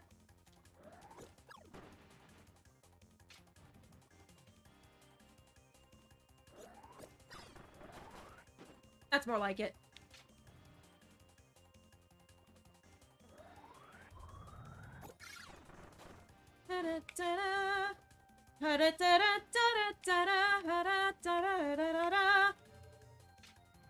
I'm sorry.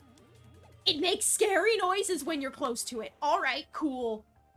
Also, it is black beyond the edge. Yeah, it's got that same, like... But there's like a black star in there. And I've never seen that before, because it's... What is that, a black hole? What is that? That's unfamiliar to me. I do not need the one-up. I'm not gonna risk it. I have 28 lives. It's gonna be fine. I can afford... I have lives to burn. And I haven't died a single time yet. So... It's not the end of the world. I can start dying in, I don't know, World 5 or whatever.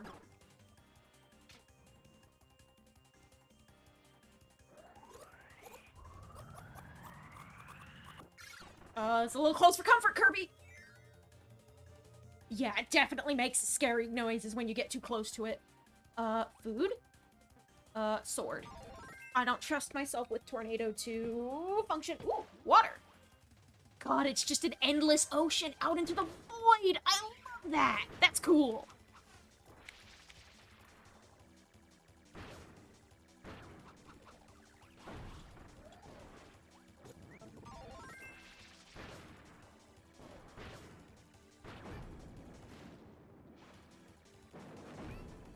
Actually, if I have Magalore off, then I should probably turn off Auto Swallow, too. I don't need it. Take it. Have I just forgotten how to play Kirby properly? Probably, actually, now that I think about it. I haven't put this much elbow grease into a Kirby title for in a long time. Forgotten Land was easy, and it also had the dodge. So it made it feel like Bayonetta. So it felt like I could get away with taking almost no damage. But, like, my Forgotten Land vibes of being able to dodge everything. are not transferred into this game, because that's not how this game plays. But, ooh, we got back up for the next level. What? Ba-da-ba-ba! I grab a sip of water.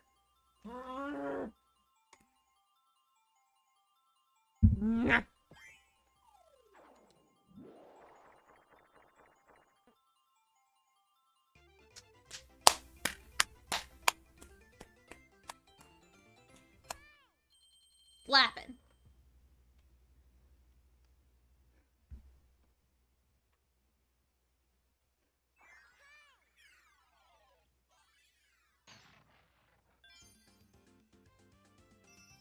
Hell yeah.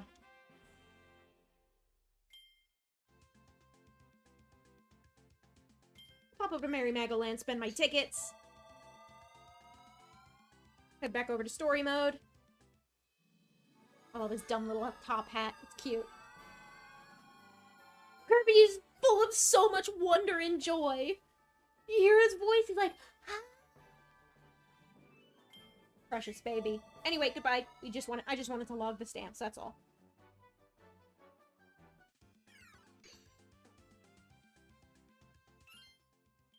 World map. I'll visit the lore star cutter. Becca kind of looks like Susie. Coincidence? Probably not. It's all the same design philosophies. Probably just how shit looks when Hal does robot shit. One Wing is going to get us off the ground. Slow and steady wins the race, right? I'll keep working on my repairs. 32. Still need these bad boys. The mast. Yep, the lore is a beast. When this game first came out, I was always super excited to have this funny little wizard man also kind of talk like a weird memester who raised himself on the internet. I greatly appreciate this representation in Kirby. And that's why Magolor is one of my favorites. Oh yeah, no, that's the same thing. When you look at the demo... How much I could do without those lost parts. I hope you keep looking, Kirby. You have any health thing? Can I bother you again? Hey, Kirby, what's new? I think, when you visit Merry Magoland, there are certain things you can't do, and it's like, those features aren't available in this demo. Apologies, my dude. And, like, I talk like that! I love this funny little wizard man! He's just a funny little guy. Image tunnel. Can't wait to go home. Aww!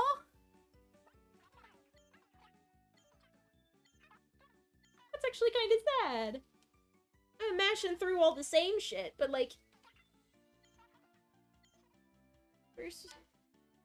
Okay, yeah, I think that might be it. Magolor is just a bean in a hood. Catboy crimes!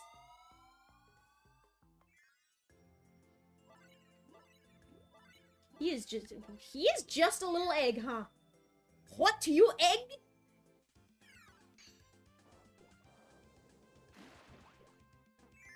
Egg wizard.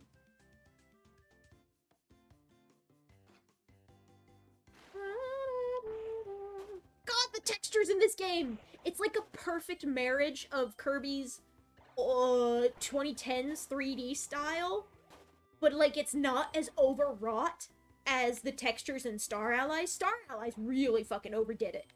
But this feels like the perfect middle ground. It's so beautiful! This game is so pretty! It's also nostalgia talking. I'm getting to play Kirby's Return to Dreamland again. And it's, goddammit, it took my ability. And I'm just, like, losing my goddamn mind over seeing it in high fidelity. And seeing how they reinterpreted it for a high-fidelity setting. And it's just, my heart is full. I'm very happy. Ah! Give. I need an ability. Yep, I am referencing that. Magalore memes in chat certainly does know all of the Magalore memes.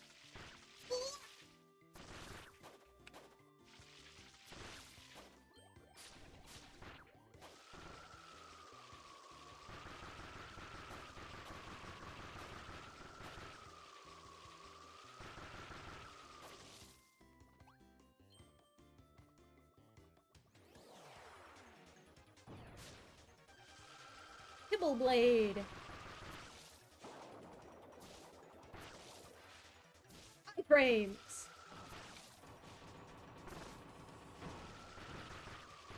Carefully used iframes. I could fuck shit up with Leaf if I really wanted to. Ah! Stop that! You damn fish! Ooh, candy. Ooh, piece of candy. Ooh, pineapple. Ooh, piece of candy. Okay. The blippers are not going to bother me if they're up on the docks. I just need the sphere.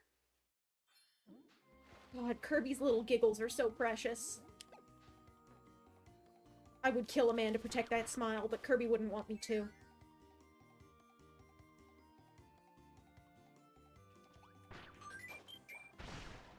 I could have gotten spear and I just fucking went... I just chose violence. Speaking of choosing violence... Can I do the little underwater water gun diagonally now? I can! I think that's new! I don't think I could do that before. Whee! Barracuda.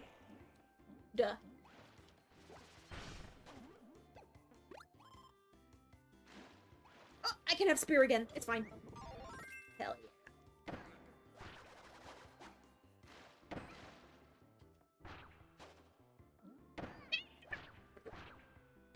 That's why they gave it to me in this level, because...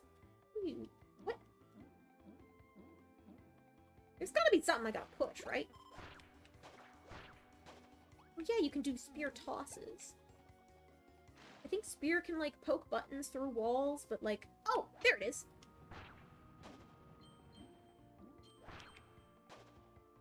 It just had to go around to the other side. See my post about Magalore's voice? In chat? Magalore's Japanese voice makes it sound like an American. The letters and slang he uses are associated with Americans. Oh, that's funny. I did read on Wit Kirby the other day that some of his words are written in katakana to make it sound like he has a... or make it, like, imply that he has a foreign accent. But it never really specified that. It just specified, that he, like, that he would sound kind of funny. But he does sound very American. Let's just put it that way.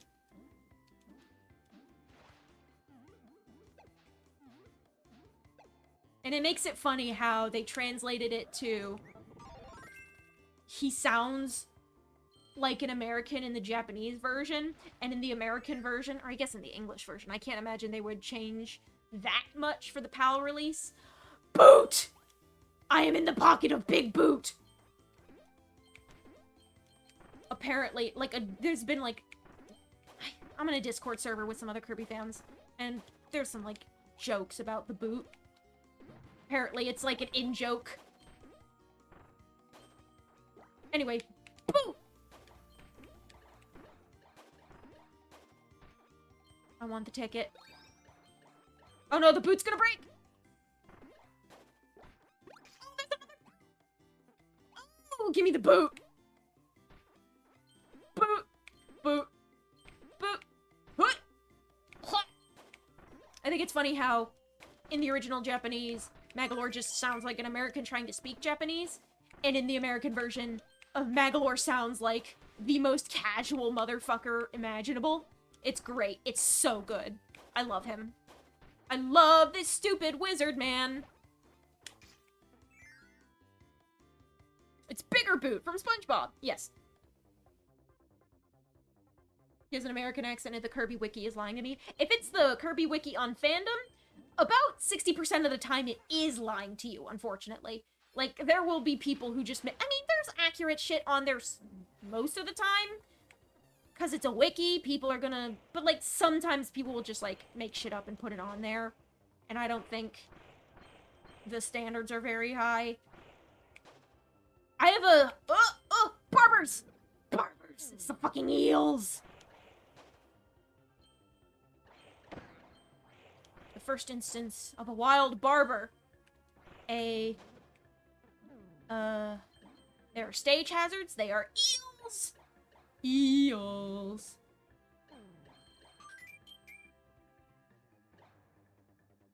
They're probably the kind of eels that can, like, slither across land. Did you know that most eels in the world spawn in the Sargasso Sea, specifically? Even American eels. They will swim across the world and even travel overland to get there. It's fucking insane. Oh, these motherfuckers. They're everywhere. Absolute pests these fish are. What?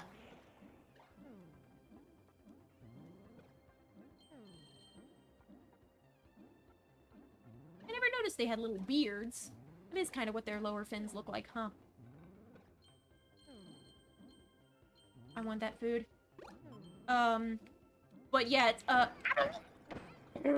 spit me out, fucker. Kirby Wiki does have a bit of a reputation for sometimes contributors just kind of making shit up and putting it on there. I had a friend who had a story about a guy who kept insisting that Sictonia's swords were katanas when they very, like, that's not what a katana is. It's tiny shit like that. I wouldn't be surprised. I trust Wick Kirby more on average. Just on principle.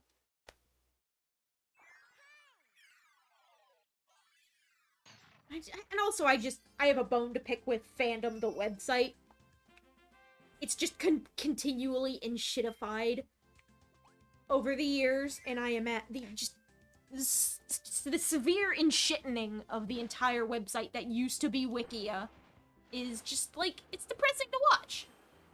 And there are some Wikias that are maintained by, passionate fans who know what they're doing, but, like, your best bet is if there's an independent wiki, try using that. Just to be... Oh, fuck, I missed something. I know I missed something. Oh, I missed something. God damn it, I'll have to come back. Actually, I've barely started the stage. I can start it over. Best wiki is Battle Wiki, which states Joker Persona 5 is stronger than Goku in One Punch Man.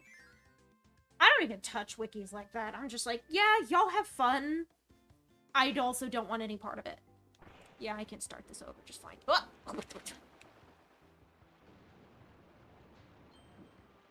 That's what you get for going into the waterfall like a dummy. Back. Is this the big one? E. It's got like a little star. Can I have that? It's the third one that I need to be aware of, I think.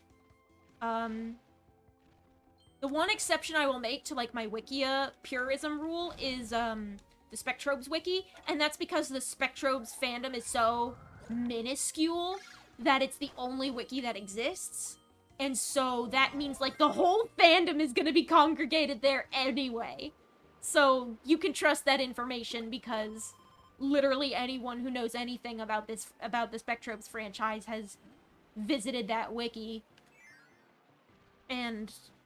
like, it's the only one. I'd encourage them to go independent, but I know how, like, fandom has this, I've heard rumors. This is me gossiping, it's probably not very good, but I have heard that, if you try to, go independent from fandom, they'll just ban your account, and then take the wiki you made, and assign new moderators to it so that they can keep all the stuff. Because it's a business venture for them. They don't actually care about what it means to host a wiki on the internet. I get mad about this kind of shit, okay? And also the video ads are a pox on the universe itself. literally that wikis on fandom become more unreadable every day simply due to how the company is trying to monetize their platform. And the fact that they are trying to monetize the platform is itself the problem. Wikis were never meant to be like that. Thank God that Wikipedia only operates via donations, because holy shit, can you imagine if Wikipedia was as bad as Wikia? Wait, whoa, whoa, whoa, whoa, whoa, whoa, whoa, whoa, whoa, whoa, whoa, whoa, whoa, whoa. I feel like I missed something. Fandom has ads that fill up the page and I hate it. Yes, exactly! What the? Why? Okay, so this is the good one. I think I picked the right choice, incidentally. Yeah, I did. Okay. And then literally that's the only reason I would recommend going independent, is because, the fucking video ads actively make the wikis worse, and I think wikis as a whole deserve better than that. And if fandom, like, it's not something that you can monetize. It just doesn't work like that. Oh, these little guys. I remember them. What are you? Did you exist before? I don't remember you. Granted, I don't remember the little slug dudes either, but... just want the Maxim Tomato Man. I can't carry it that far. I'm not that powerful. I'm not that strong.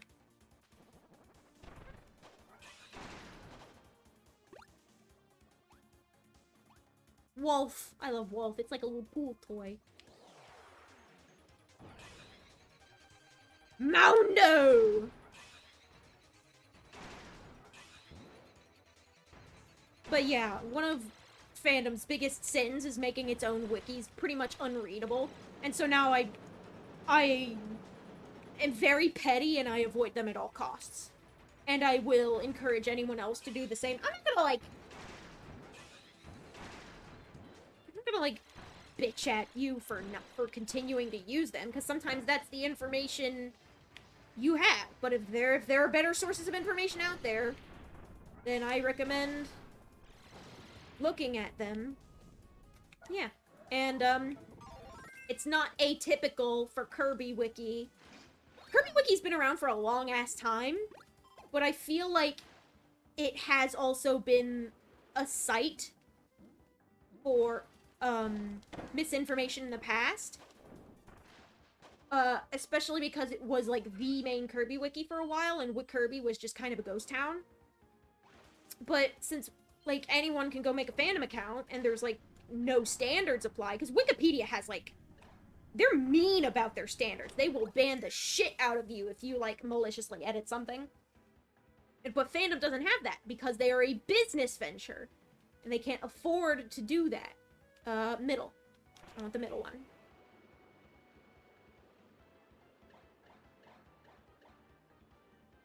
Actually, no. It was this one. It was this one. I'm fairly confident. As it goes down this, and then there's a big, long stretch of that, and then... yeah, I picked the right one. You have to watch it as you go up. You gotta keep your eyes peeled. You gotta keep your peepers peeled. This is what the Kirby Wiki says. This emphasizing part of my math lore using a lot of anglicisms in his speech. I mean, if he uses a lot of anglicisms, then, like, that's pretty much a dead giveaway for an English speaker learning Japanese. So... but, like, do they back it up with a source? Do they have all of his Japanese dialogue laid out? Because Kirby would. There's still, Kirby can still be a little sparse. That does sound something that I would, like, something I would trust. Like, I know I rag on Kirby Wiki a lot, but that particular piece of information sounds legit enough that I can forgive it. Like, I wouldn't be surprised if it made its way. I just don't trust the source, but, like, it passes the vibe check. It absolutely passes the vibe check. How long have I been going on about this for? For, like, it feels like it's been 10 minutes that I've been fucking shitting on Wikia. Or what used to be Wikia. The artist formerly known as Wikia. Wikia deserves it, though. They've turned the website into a hellscape since the olden days.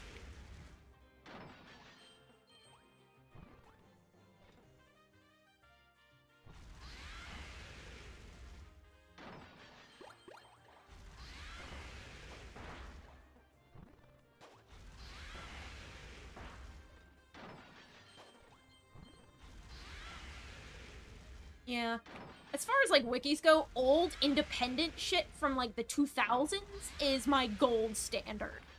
Like, shit like Cerebi, and anything in connection to Niwa, stuff like that. Niwa actually, fandom actually bought Gamepedia, which means that the Zelda wiki that was part of Niwa wasn't actually independent for a little while. They went back to it, though, and I'm happy for them for the fact that they did that. Because they needed to do that. I don't care if fandom steals their work. They deserve to exist independently.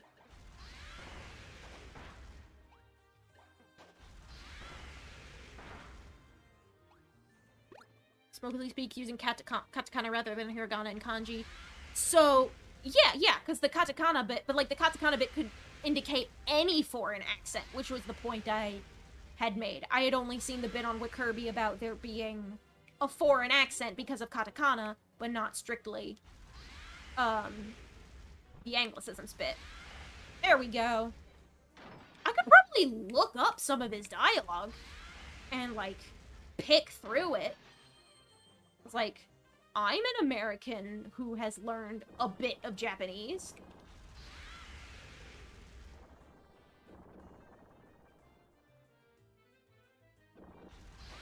Ah! Get baked, idiot! Get roasted! My bitch, you just got roasted.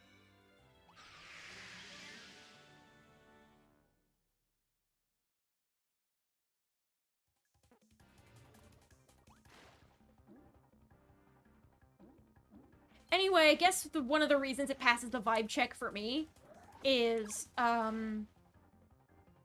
if Magalore is meant to sound like an American in the original Japanese, it tracks because he sounds like an American in the American release. He sounds like me, and I'm an American. It works. It makes sense to my baby brain.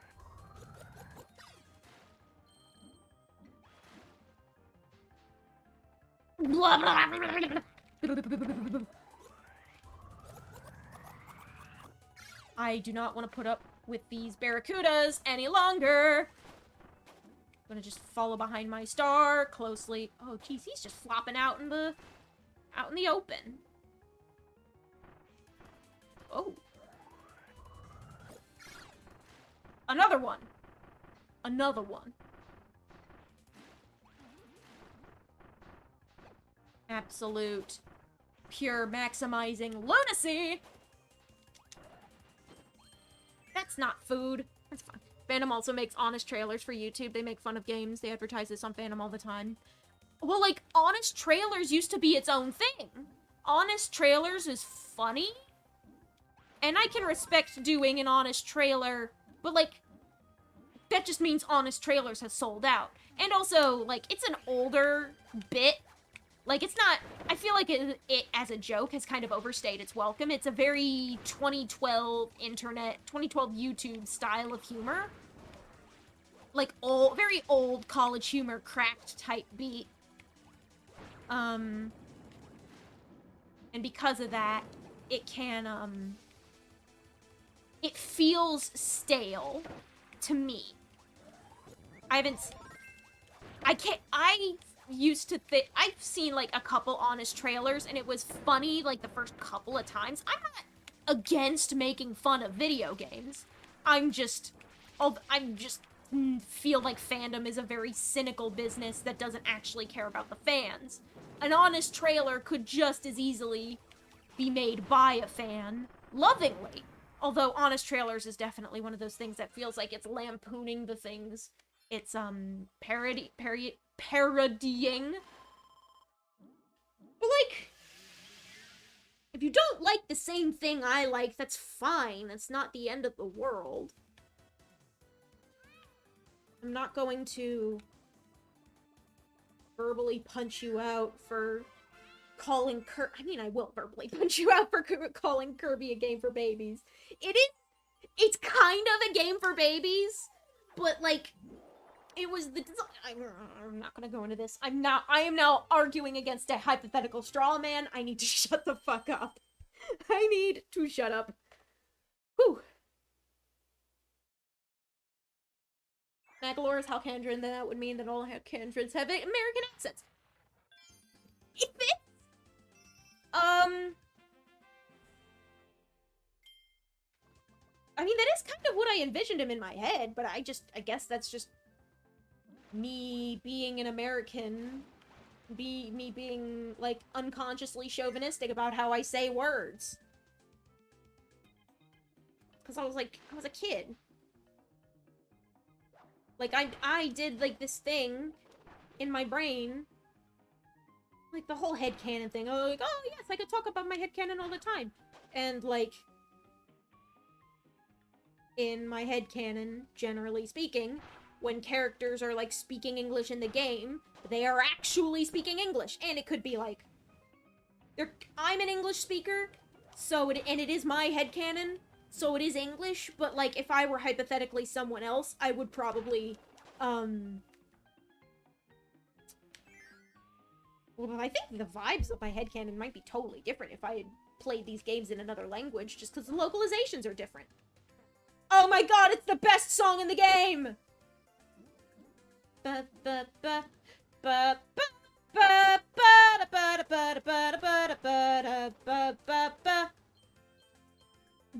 yeah. My take on Halcandran is that they just picked up the English language whole cloth, and and the plan is just bilingual.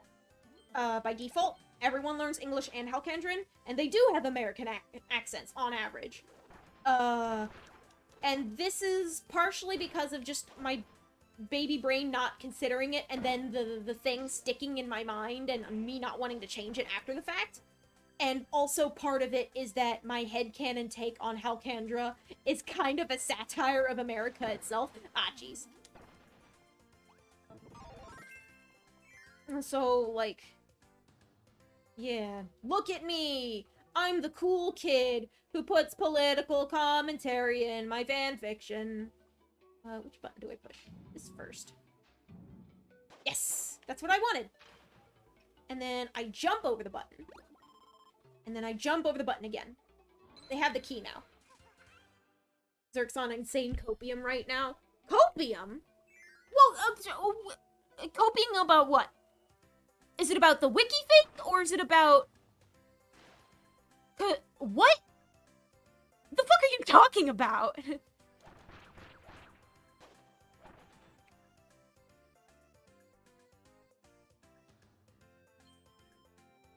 Is it the fact it's like, ah, yes, I just assumed, like, in my brain I was just like, yeah, I made the character speak actual English, and I have a whole history of how Earth languages moved out to the broader universe. And here are the in-universe's reasons why, and here are out-of-universe reasons why. That could be kind of interesting. Like, is that the copium? Is that what that is?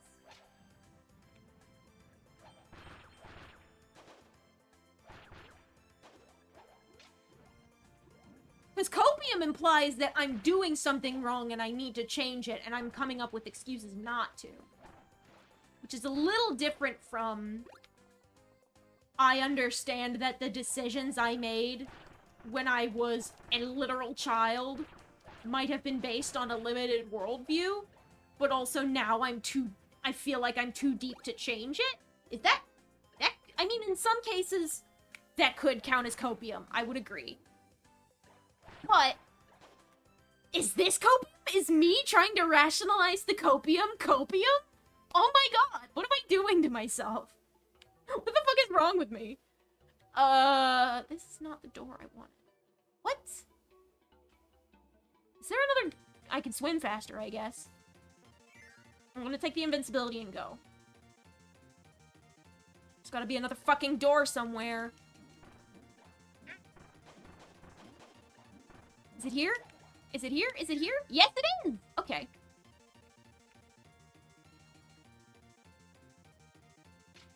I don't think... Like, I take my Kirby headcanon reasonably seriously, but, it's not... I don't feel like it's so, like, culturally important that I need to go back and make sure all of my Halcandrins speak their English with Halcandran accents after the fact. Like, I don't think that's, like, super... That's out of... I feel like that just might be... I don't want to say virtue signaling, because that almost feels like such a... That feels like such a strong word for what we're talking about. Because we're talking about shit that literally does not matter in the grand scheme of things. I'm just having a good time. I'm just goofing off with the funny puffball game. But, like, if I did go back and change it because I acknowledge myself as having a limited worldview at the time, I feel like I'd just be doing that for, like, some hypothetical person who would get mad at me for that. But also, I believe that it's not worth getting mad about. There are other things you can get mad about. And getting people mad about things is not really something I want to get too deep into onto this channel, because this is supposed to be happy fun time video games. Vimdio games. Let me out!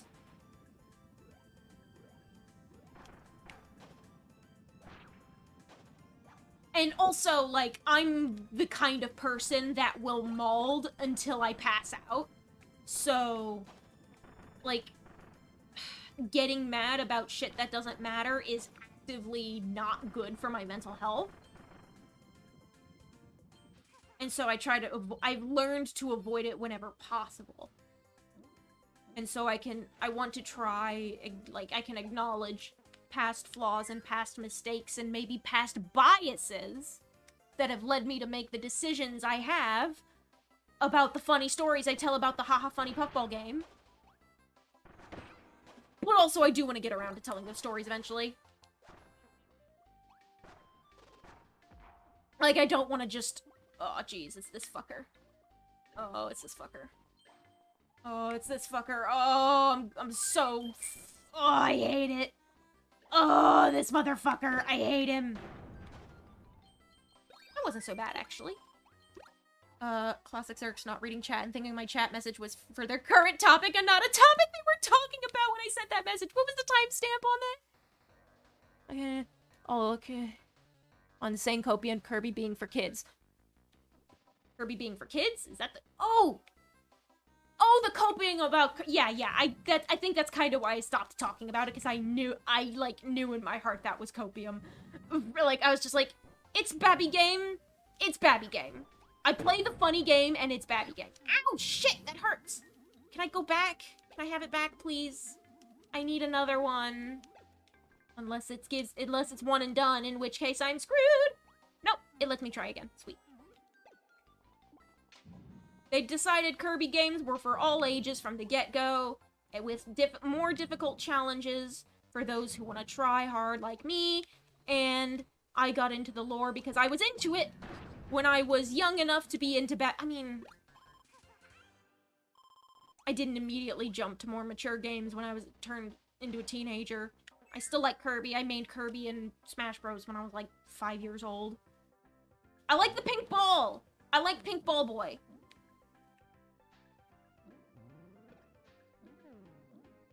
Babby game. But yeah, the whole point is that it's a game that can be your first game ever, but it can also be good enough to stick with you. It's the kind of game that kind of lets you grow up with it. It's part of why I love it so much. And what was the last bit of copium? But my last bit of copium is that I started doing this, like, super intense headcanon bullshit when I was a teenager. Actually, before I was a teenager. I started it when I was, like, 2008. I would have been 10. I would have been about 10 or 11 years old. No, yeah, 10. Let me through! I don't want to deal with this eel! And also, in my defense, Shinya Kumazaki has made the themes of Kirby and, like, the deep lore a lot darker and a lot more explicit about being darker than Kirby games have ever been before. Shinya Kumazaki is the guy who did Kirby's Return to Dreamland. It was his first original Kirby game, and his directorial debut was Kirby Superstar Ultra, which had some darker themes underneath it. Anyway, so that is my copium for the night. Shinya Kumazaki made Kirby darker in exactly the same way I was, and so I'm valid, and you can't insult me for it. I'm going to be fake smug about this until the end of time.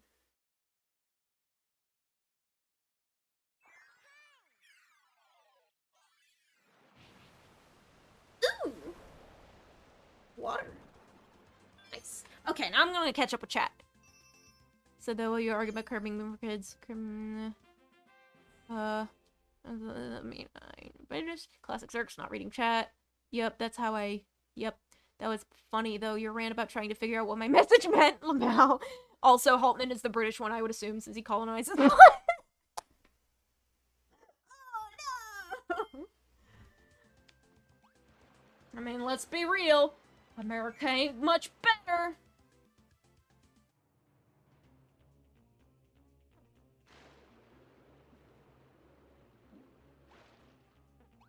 Do I want to try Mecha for Fatty Puffer? That would be interesting. Sure, fuck it, why not? I'll use one of the new abilities for a boss.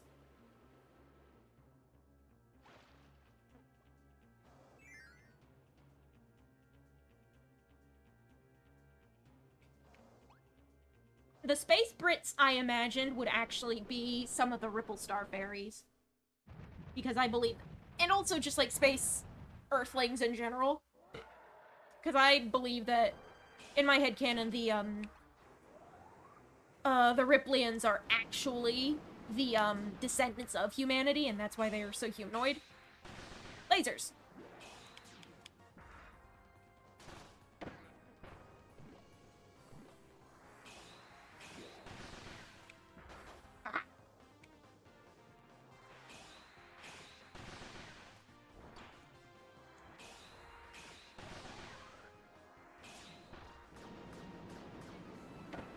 Shit, though.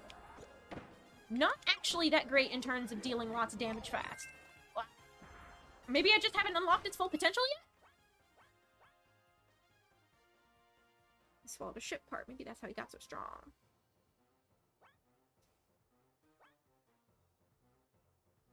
I feel like Shock Knuckle, Rocket Brakes, Quick Charge, Fireball Mortars might actually be better. Or Shock Bomb.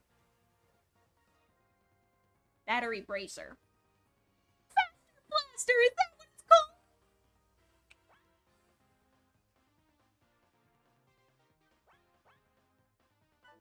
Interesting. The Fireballs are a little better. Also, why do they reuse Pyribbit so much he's in, like, 3 games after Return to Dreamland? He wasn't in Return to Dreamland! He was in Triple Deluxe!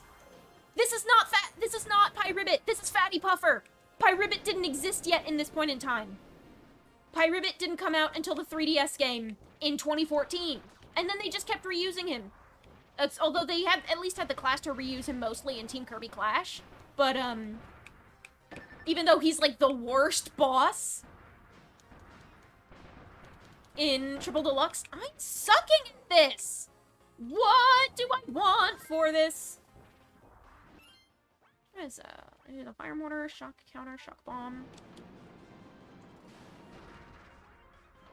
I'll put these down. Bombs. Okay, Faster Blaster is actually great. And it stun locks him a bit, so it makes him move a little slower. And I'm supposed to be ducking anyway, so that actually makes my life easier, because then I can attack while I duck. Sweet, okay. Wouldn't Addo be humanity considering she's actually human?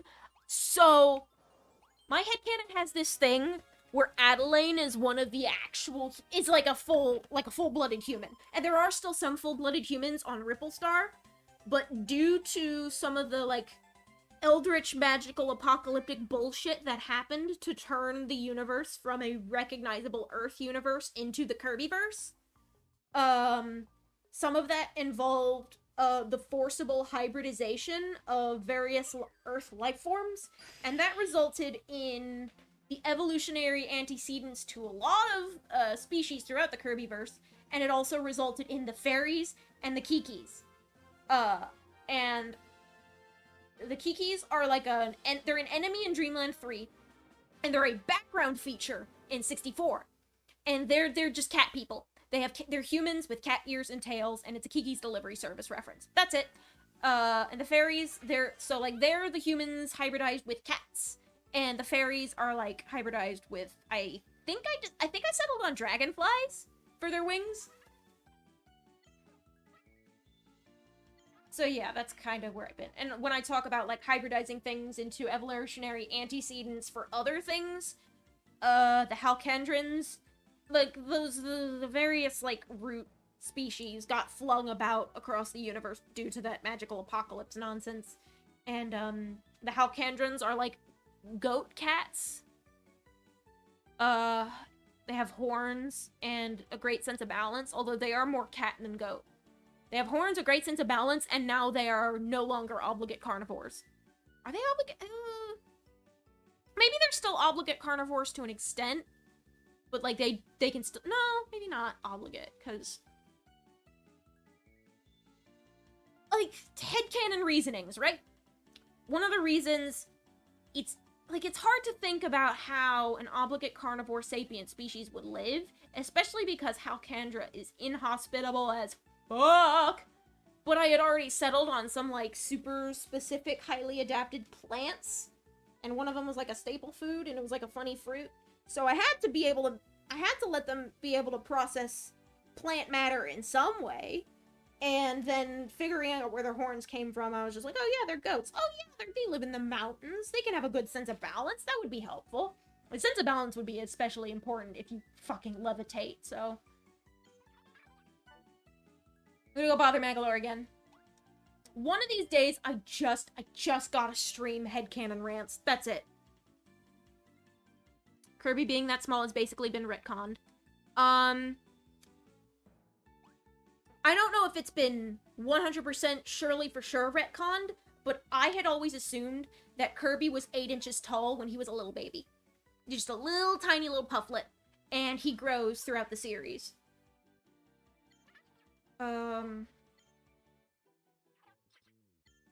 He might have been 8 inches when he was like 2 or 3, and now he's more like... And also my headcanon explicitly states that the art style for the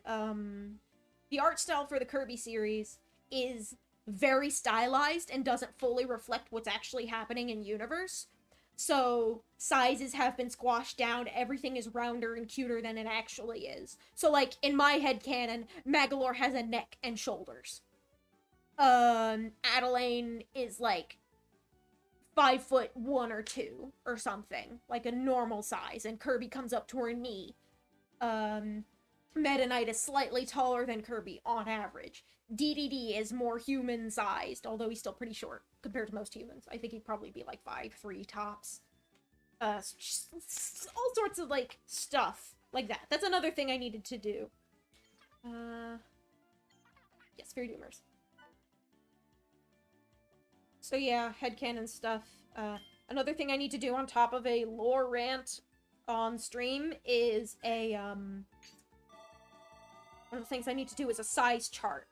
I need to get these characters down in the art style that I've established for my headcanon. And I need to put them all side by side as, like, in, like, a rough approximation of how tall they'd be compared to each other. Hi! Oh, he's on a fountain! That's cute. I like that. Fish! Fish! This is adorable. Mary Magoland is fucking adorable. Okay. No, false. Yes, true. Magalore does not have shoulders. That is wrong.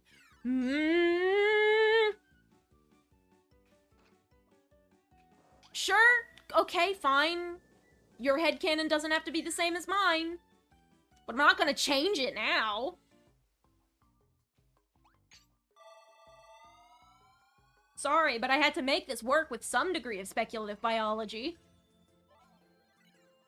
And if I wanted him to be a cat boy, he had to be a vertebrate. And if he has hands, probably has leftover shoulders somewhere in there.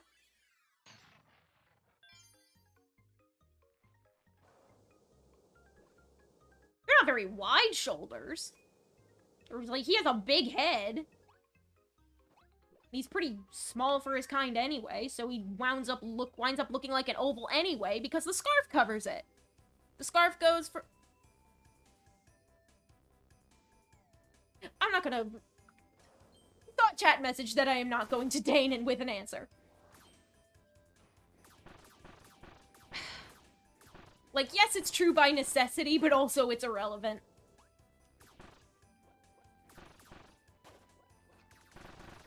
Faster Blaster. I love Faster Blaster already. This is way better for, like, actual damage dealing.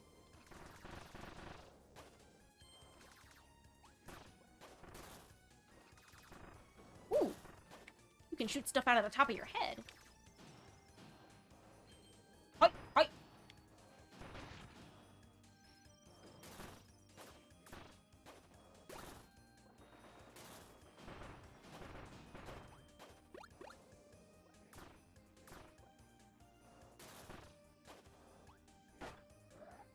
Hey, I want that.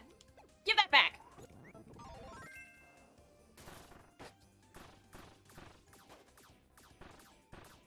Magalore with legs is wrong and incorrect. I didn't say legs.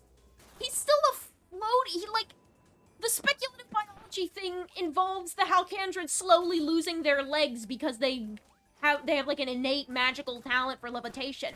I gave them teleporting blood to get around the fact that their hands float. Do not underestimate me. I will make it work. Like, he's still an egg. He's just a slightly longer egg vertically.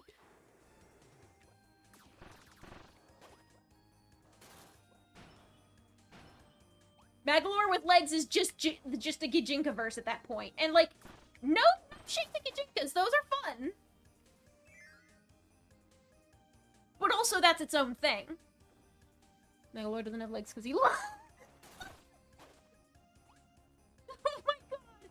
Oh no! Magalore did not lose his legs in Vietnam. He came with- he didn't come with any! They were not included in the packaging!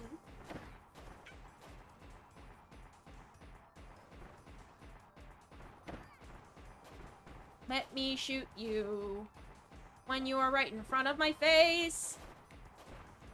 Ice cream! I need that in order to not die. God, imagine if that were real. I'd love to have ice cream in order to not die. Actually, if it became a necessity, then at that point it might not. You have too much. It's easy to get sick of something you have too much of.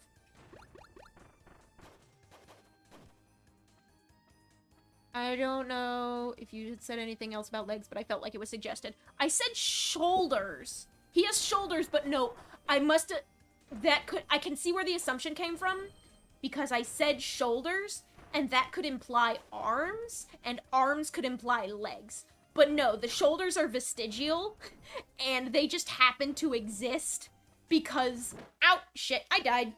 They happen to exist because they used to have arms. They just slowly disappeared over millions of years. That's another thing that's been really fucking annoying about my Kirby headcanon, is that the timescales are all fucky. Because linguistic evolution goes way faster than biological evolution.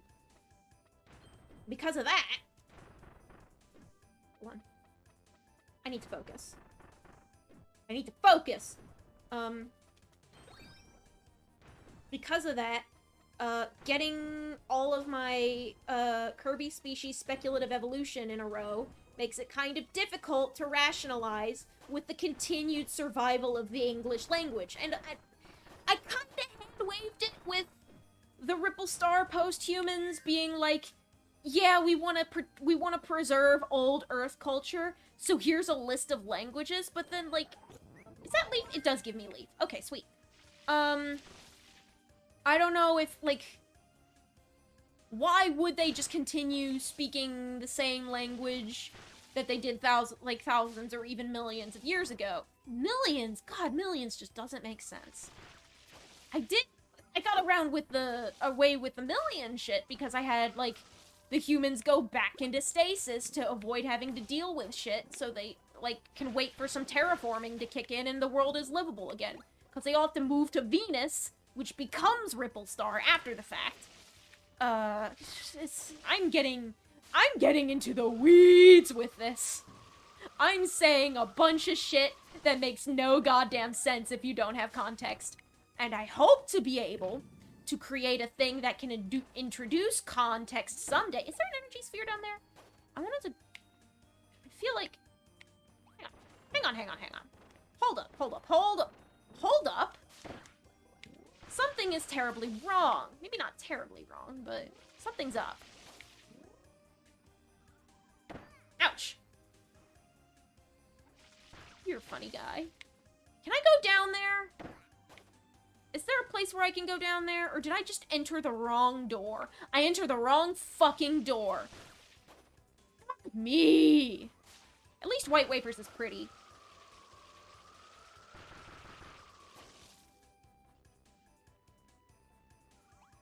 Thank you for coming to my TED Talk. Yeah.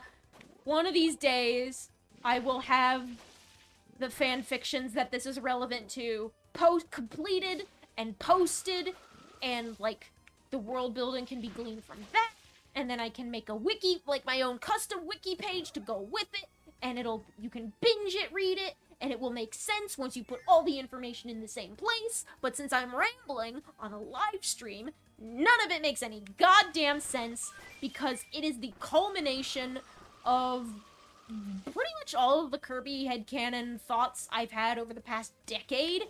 It's dumb, it's ridiculous, it's a lot. And it's had to shift a little bit every time a new Kirby game comes out and we get, like, new information. Like, I had a lot of shit to fix and change. I managed to salvage most of it, with the reveal of Void Termina and all that shit. The Void Termina fight was absolutely spectacular. The lore kind of fucked me up, but I managed to make it work in the end. And I think, like, how Kendra shredded and remade all of my headcanons from the ground up. Because I had come up with an ancient civilization for the Kirby series prior to the release of Return to Dreamland. Based on some lore bits in... Where the fuck? Huh? Based on some lore bits in Superstar Ultra. And I had already, like, done shit with that. So now we have a new planet to the mix that is now canonically a source of ancient activity. But it came back, I redid all my headcanon around that, and it came back better than ever. And then I did the same thing with the lore we got from Star Allies, and it came back better than ever. And all the stuff that I had gotten really attached to, managed to weather the blast, so to speak. We need game theory to find out the lore of Xerxes first. I unsubbed from game theory when their most recent, like, Matt Pat tried to tackle Kirby lore in one of his videos, and it was like, I had been waiting for him to do something like that, but he wound up going in the direction of, like, the most boring milquetoast edgelord bullshit that literally every it's like baby's first Kirby fandom, baby's first Kirby headcanon. Kirby is secretly evil, and he's, like, associated with the dark matter deep down, and, this is why you shouldn't trust him, yada yada, and completely failing to acknowledge anything else about the series. Like, even if he does have associations with, dangerous life forms that does not necessarily make him evil. And, like, one of the things he went with, like, he chickened out. He saw a bunch of Kirby fans go, hey, dude, this is a dumb this is, like, the idiot Babby version of Kirby lore theorizing. Do better. And I remember my comment specifically saying, I swear to God, if you say Kirby is dark matter, I'm unsubbing. And then the next video, he never made a part 2 to it. He,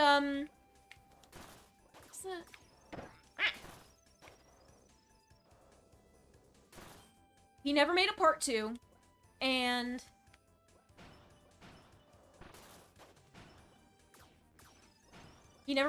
instead replaced it with, what is Kirby biologically? I think he's an amoeba. And after that point, it just kind of proved to me that, like, that one video that I had spent, that I'd basically been waiting for since I subbed to the channel back in, like, 2012, before he hit 1 million. And, like, not only knowing that I would never get that, but also that if I had, it would have sucked. Kinda. And also, I feel like I'd just become disillusioned with a lot of game theory shit in general. Like, I felt like I had started to reach a point in my theory craft as, like, because, like, one of the reasons I subbed to game theory back in the day is because I like theorizing about shit. It's fun. And me theorizing about like, I felt like I had gotten to a point where I had grown as a theorist, and in some respects it felt like MatPat had not. And that had really disappointed me, and it just made the content a lot less enjoyable. Like, it felt like I was actively wasting time trying to get through it. And... oh, wait, shit. Hold on. Hold up. Hello? I knew I saw something funny there.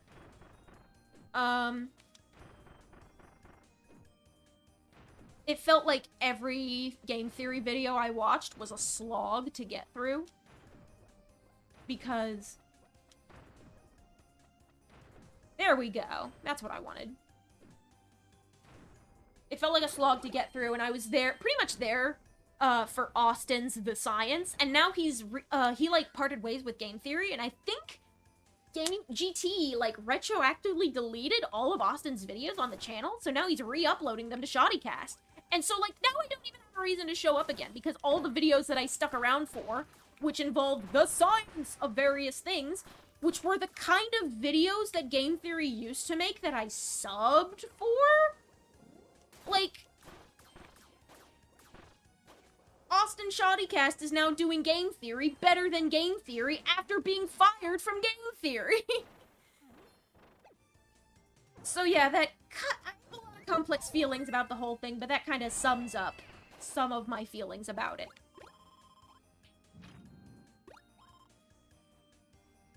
TLDR, MatPat does not need to do a game theory on my lore, because I can do it myself! With blackjack and hookers. Except not hookers. I don't actually need those. Kind of unnecessary to the whole process.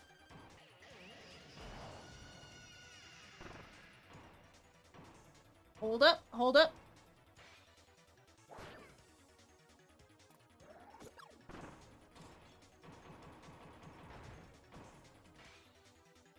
It is now later in the night.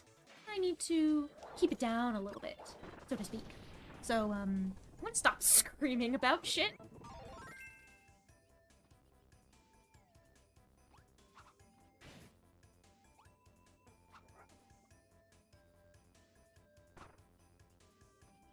Yeah, I have all the spheres. Okay, cool, cool, cool.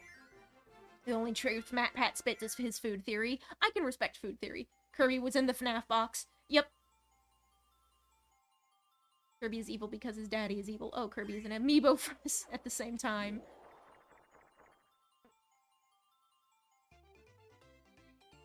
Yeah. MatPat... wait, I'm gonna backread some stuff.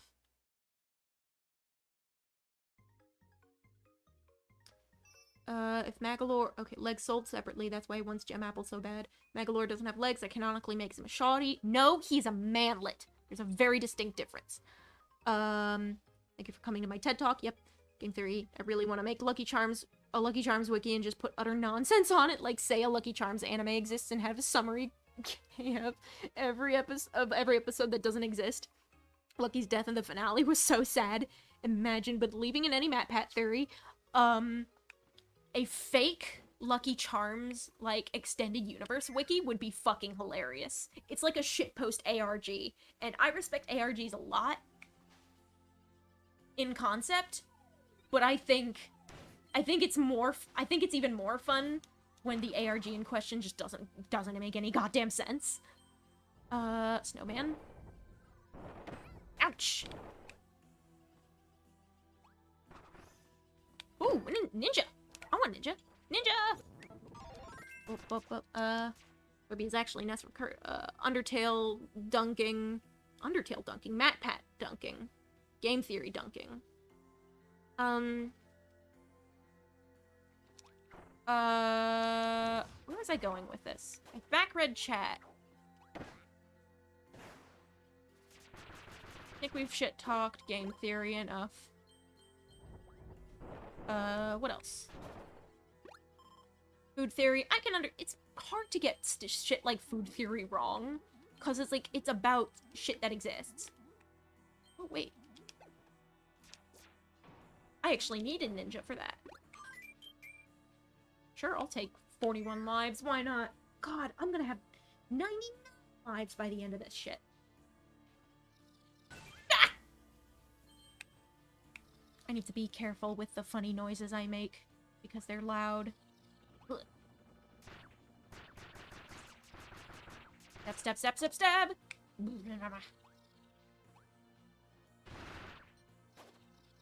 Ninja's a very fun ability, and I like it a lot. Whoa. Especially the Return to Dreamland incarnation. I think they did a lot of fun things with the moveset. Oh shit, I did need fire. I'm gonna drop ninja then. Although that's the kind of shit where auto can save your life.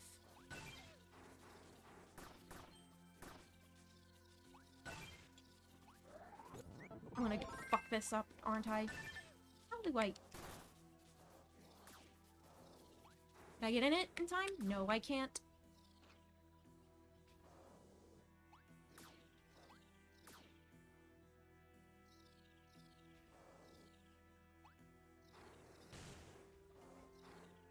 Actually...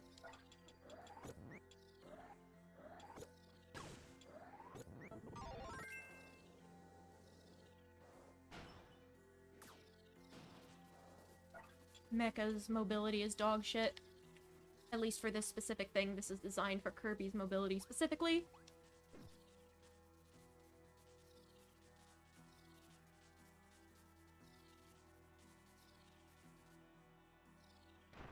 Petition to bring back Ball. Ball would be fun.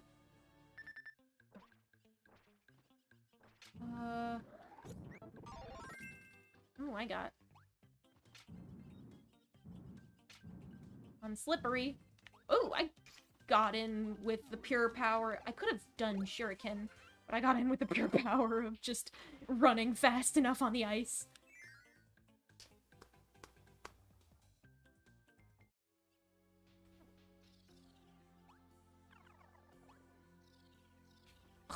I don't want that. I want that ice cream, but not enough to risk taking more damage. Oh, it's a Cappy.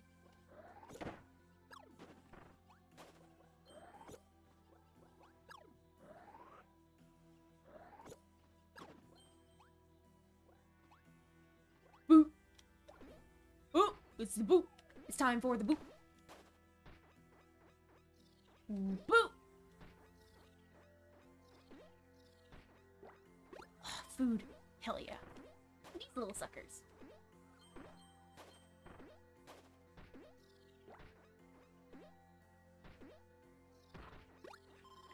Yes! I needed that. Whoop.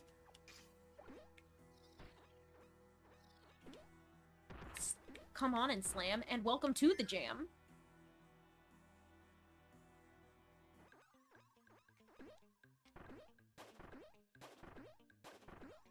Yes! First try. First try, idiot!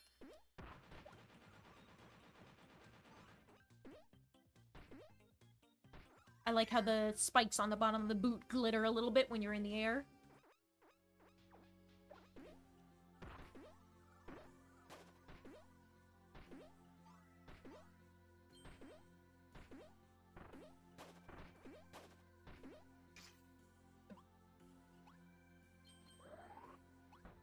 Like stone, why not?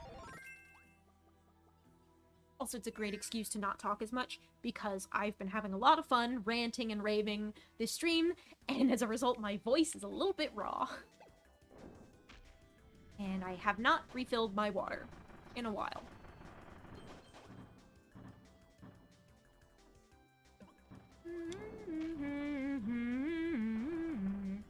See that? They're in the little burlap sack they used to be in from Kirby's Dream Land 2. Because that's how you would find them.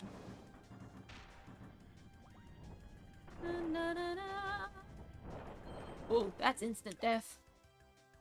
Is there gonna be a sphere doomer? I only have 2 spheres left, but it feels like we're getting late in the level. Get some cough drops, they help with the raw voice. That's the thing, I'm out of cough drops. I just need water.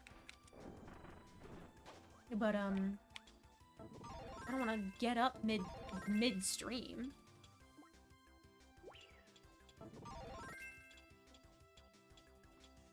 I want to see how far I can make it. It's like, it's getting close to 11 o'clock. I would like to... Oh yeah, bonkers. Super bonkers. This is where you get to see Grand Hammer. What I want to do is, Whoa, whoa, whoa, whoa, whoa, whoa, whoa, whoa, whoa, whoa, whoa, whoa. I turn up my mic sensitivity a little bit to, so I can speak a little more softly. But so y'all can still hear me at a similar volume. Just temporarily, though.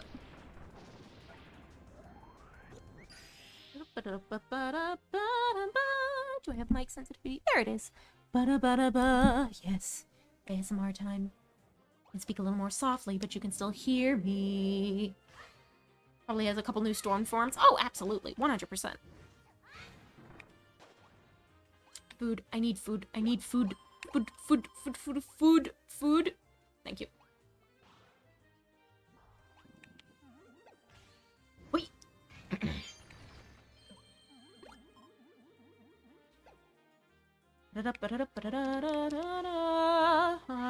You've been feeling sick? Well, that's a bummer. Hope you feel better soon. Slip and slide. Slip and slide. Whack-a-mole. Whoa.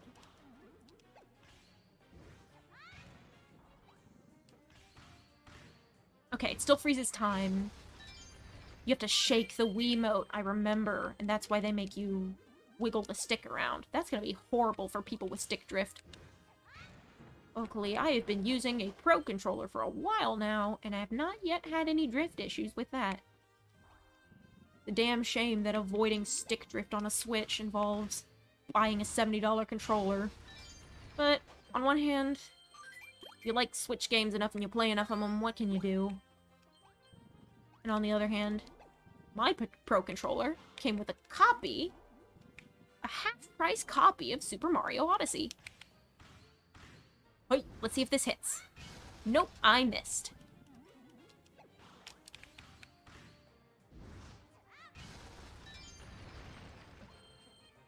Yes!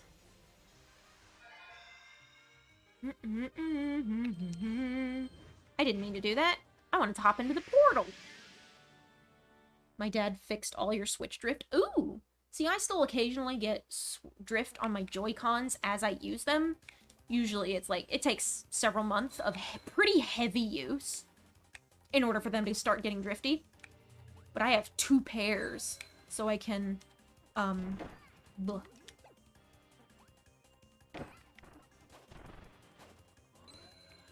I have 2 pairs, so rip me. Good thing I have lives. I have 2 pairs, so if one of them gets drifty, I can use the other. Oh, it just spits you out. Huh, neat.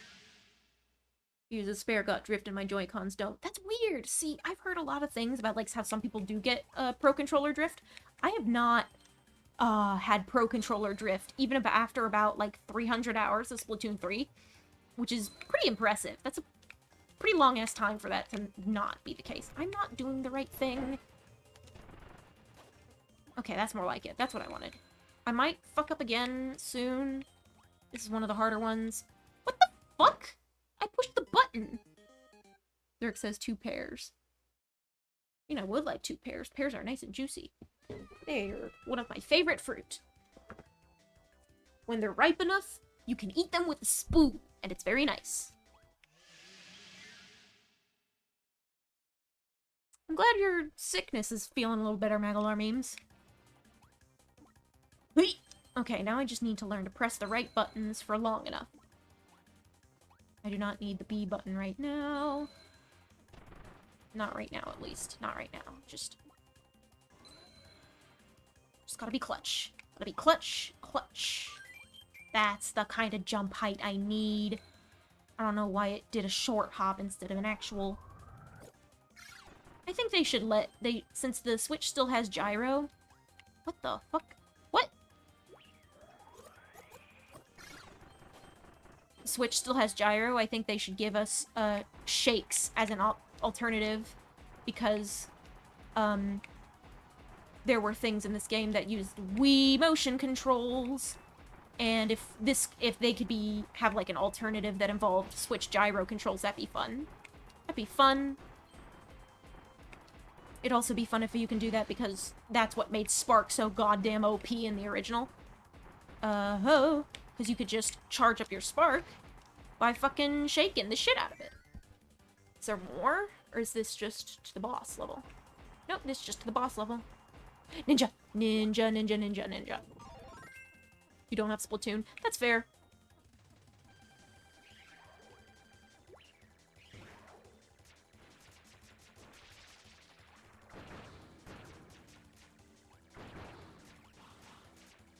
The particle effects they did for Ninja are really cool in this game.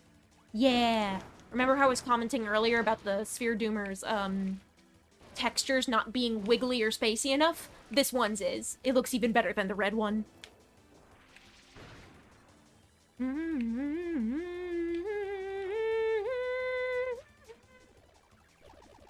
Everything's slippery!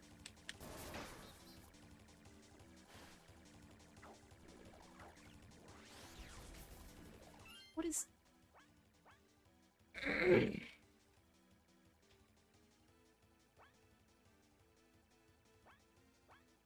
Where's Blossom Storm? I thought I was good doing it right.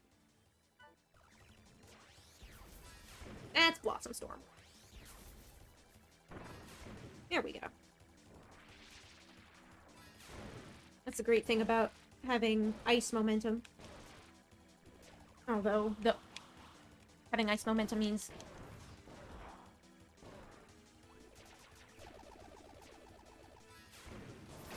Yeah.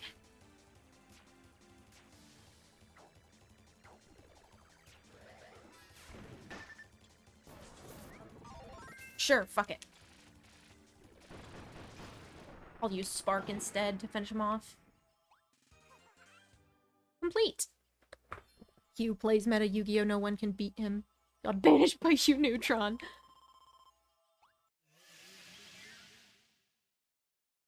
When is Annoying Orange making a comeback? When he escapes the Shadow Realm. Hugh Neutron sent him there. I have now caught up with chat. It's what happens when I read chat backwards. I'm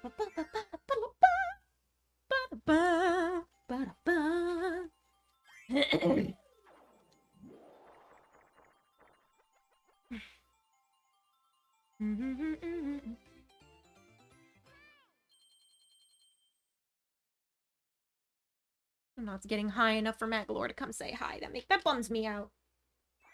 Magalore, come home, please. Please. How many stages does this world have? Thank you, Magalore.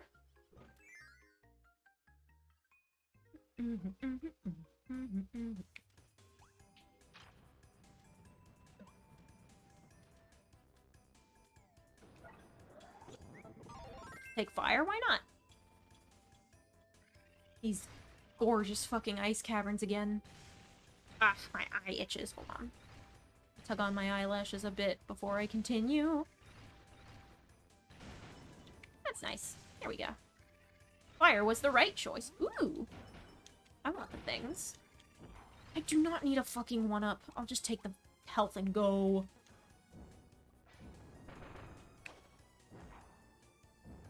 As it turns out, I needed that ability. Honk. Honk. Honk. Is he back? Yes! Hello. Thank you. Give me.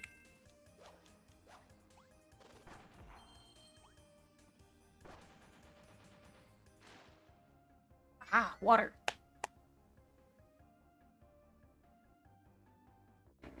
Speaking of battle passes.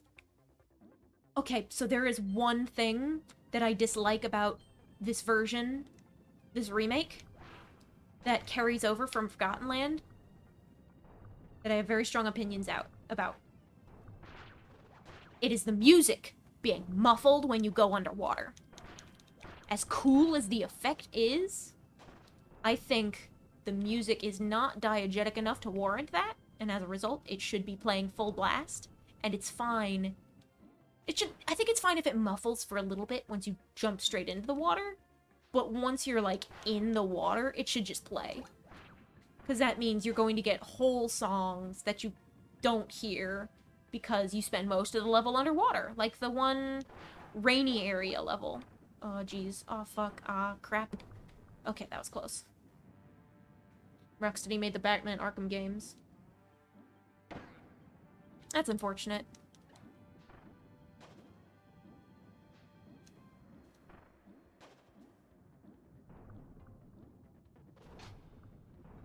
I'm scared for my life. Oh, no, it's just pushing that away. But I can take this. Is that? It is. It's number 1. Sweet. Their newest game, Suicide Killed the Justice League, looks mediocre and has a battle pass. Damn, that's a bummer. Like, I know they're, like, gonna be weird. Game companies are gonna be weird about monetization until the end of time, it feels like.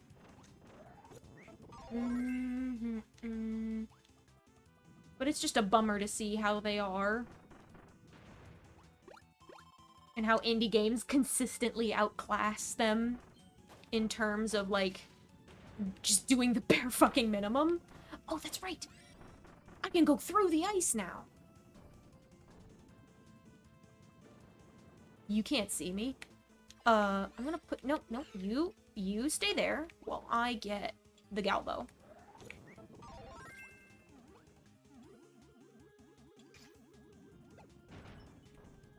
Ooh. Grab this, and I take it up the stairs with me. It's cool that we have this, like, ice now. Hoi! Yeah! Can I take it with me?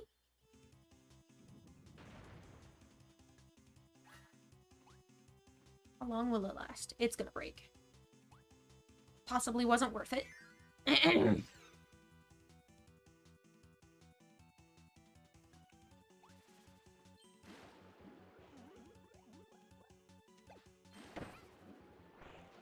Please don't toss me into the abyss.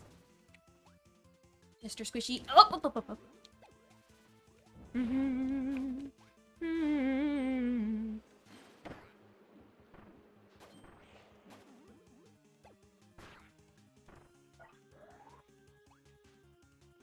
I'm gonna go back and get another. I know all these other enemies respawn.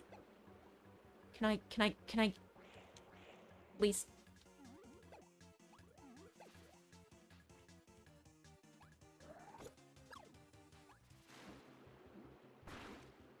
I will sacrifice my health for this. I don't get why America just doesn't use John Cena as a spy. You literally can't see him.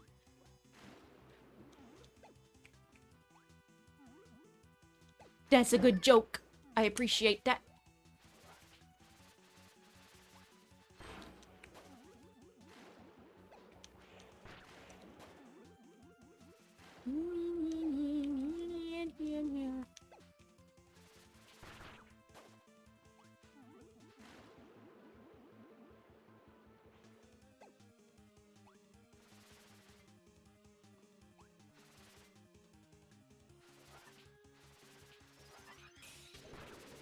I'm gonna need to bother... Oh!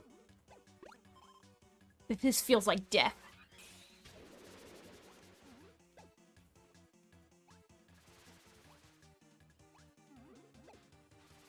Whoop! It is death! People are actually coming around on the newest one. People are starting to like it more than when it was released, but people still hate Arkham Origins, which is the one not made by Rocksteady. Interesting.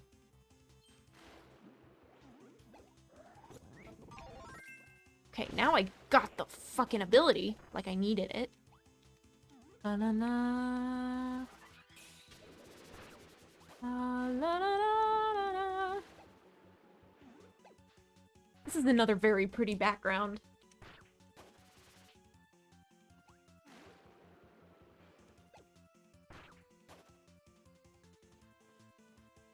How fast can I...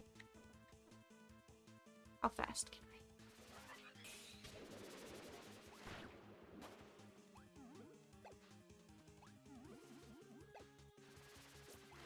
Oh! Just in time! Oh, I avoided death. By but a sliver by but a hair. He is a spy. You don't know that because that's the point. Wait a second. Whoa, whoa, whoa, whoa, whoa. The energy sphere doesn't fall. It's just going to continue levitating. I just had to smack the button to get the ice ball out of the way. Alright, nice, nice, nice. He could... That's what Blue Spy was trying to warn us about. Lots of fun references in chat tonight. Keep them coming. Nope, nope, nope. Oh, that's the biggest barber known to man. Nope, nope, nope, nope, nope. I am using my inflatable body to avoid being pushed down by the water and into the maw of a giant fucking fish. Oh god, not one of these. If you, for the record. What if I just...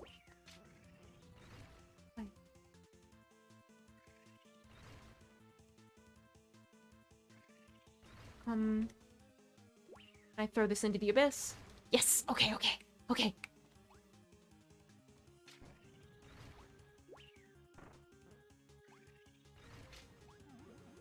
This is normal. And then you just have to run. You just have to fucking run!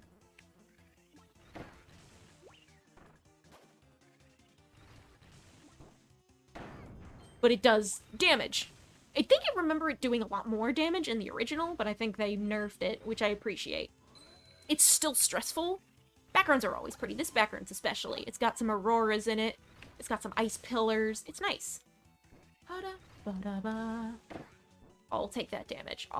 Cheers, I'll drink to that, bro. What the fuck? Man, the hell was I supposed to use that on? Am I supposed to go back for it?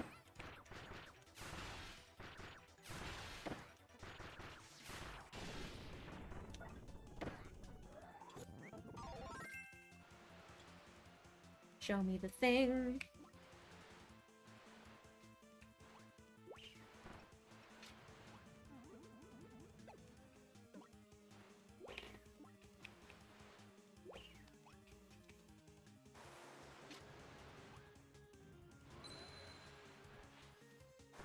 So I didn't need that second one after all. I guess maybe, if the thing spawned faster, if I didn't throw it as early, maybe I could have beaten the boss with it.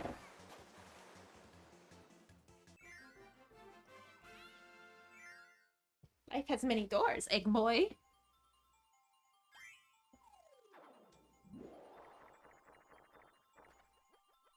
Number 1! Haha, haha, 1!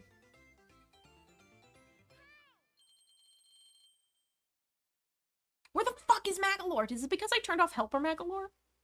Is that why? He just doesn't show up when I turn him off?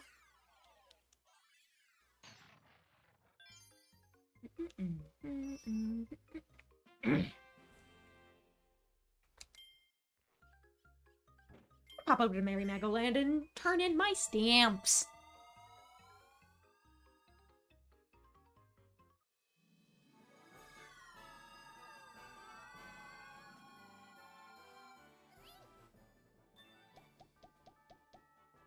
Hell yeah.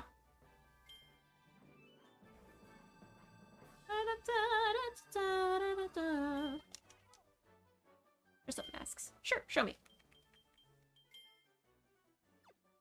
Oh, these are cute. Oh!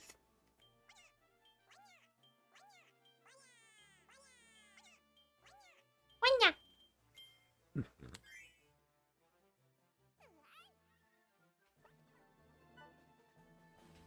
I want to talk to you about this. Nope. I clicked the wrong button. Wrong button. Trying to make the text go faster. Okay, so are all the Kirbys from the first game clones or alternate universe Kirbys visiting Kirby? You mean the original game that lets you summon... You can still summon extra Kirbys in this one.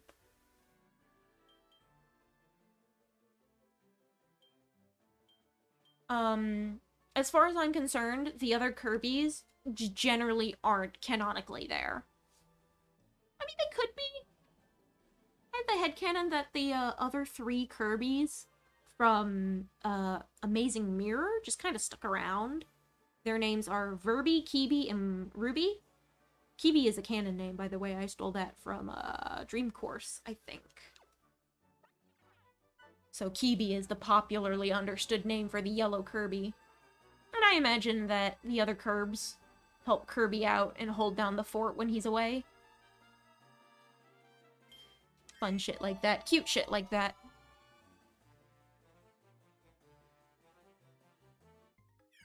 So whenever Kirby needs some help in a multiplayer situation, he can call up one of his old buddies and ask for their assistance. I don't think you can play as Ruby in this game, the red Kirby. I think it's just yellow, blue, and then green, and I want to call the blue one Blueberry because it's cute as fuck and it fits with the naming scheme that I've been using. But also, I don't have a concrete explanation for why Blueberry would exist, and that is frustrating to me. What if I missed something?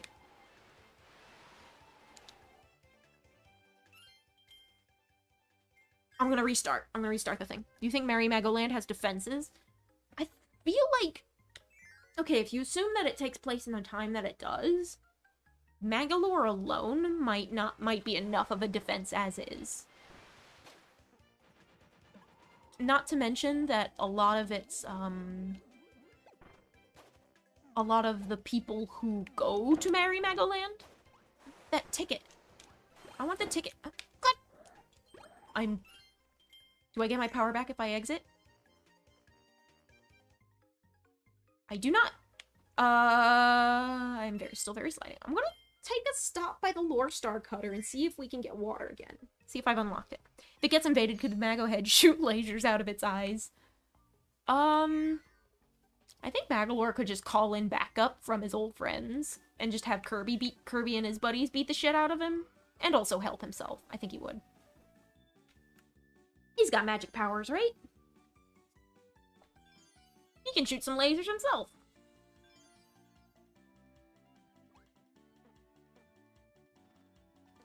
God, there's so many more mini-games. What the hell is that? Bomb tennis? With frying pans? Of course, we have Quick Draw again. And we have the one that has more air ride. There's more air ride music than ever. I'm so happy it's getting recognized. Even if it's not getting a remake like it deserves. But it's very... Air ride is very GameCube era. It's kind of inextricable from that aesthetic. It looks like I have not yet unlocked water. So I'm just gonna go back into that place. With no power-up. But first, I'm gonna go bother Magalore. Hi, buddy!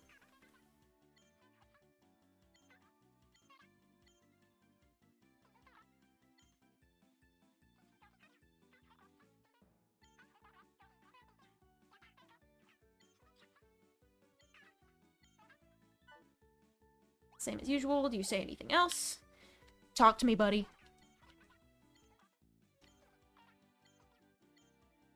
Give me your funny dialogue. I've traveled a— oh! You're all such easy targets. I mean easygoing folks.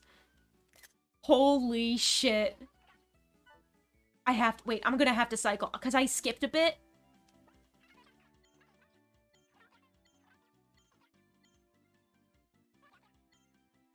You can't just be suspicious like that, buddy. I need you to tell me about how you've traveled the world again. Seems very Magalore to own a death ray just in case. He literally gets the lore back. As of Star Allies, he does still have control of the lore, and being aboard an ancient mighty starship, I think, just fundamentally involves giant death lasers. Also, based on information from later in the game, later in the story, he can just shoot giant death lasers from his own hands. I've traveled a lot in my time, but your planet really is something else. I'm amazed at how kind everyone is. You're all such easygoing folks, and none more so than you. You motherfucker. They put him being suspicious right from the get-go. See, when I was 13, I went through most of this without spoiling it. I didn't spoil myself until I was like halfway through the Halcandra levels. And that means the game had already been able to gut punch me several times. And because of that, the way I interpreted Magalore's dialogue, because he never said anything outright suspicious like that in his original dialogue, I had interpreted that as, like, I knew he was lying. I knew he was up to something. Or maybe not up to something. I didn't know he was up to something. But I knew he wasn't telling the whole truth. But because I had, like, fallen in love with the character so much, I had already decided, like, I had rationalized it as, he's a shy idiot who is, like scared of making friends, kind of hedgehog dilemma style. This is what I wanted. I said, oh my fucking god, are you serious?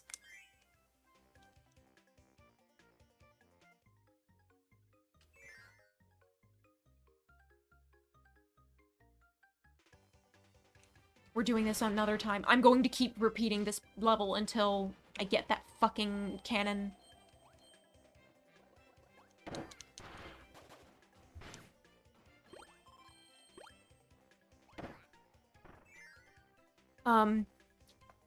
But I had rationalized it as I had a lot of weird mental health issues and weird hang-ups as a teenager. Like, I was a fucking multiple levels of ASTT. I keep flying too much. And, because I had already started aggressively projecting on him, I was like, he's lying to save face, but he hates himself and wants to look cooler than he actually is. There were already there were, like, smaller implications that he was going to betray you early on. But, never that explicit that we just saw in that dialogue.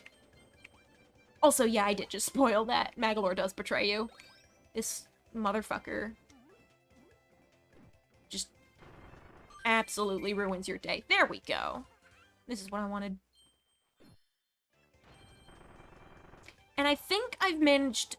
I really like that interpretation of Magalore, and when I spoiled myself, scrolling through TV tropes for hours at a time.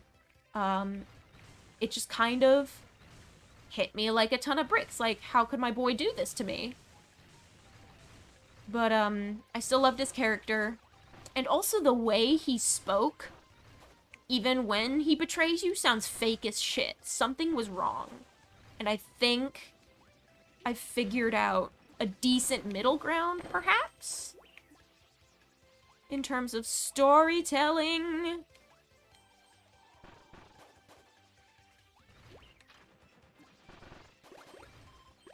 Where he's, like,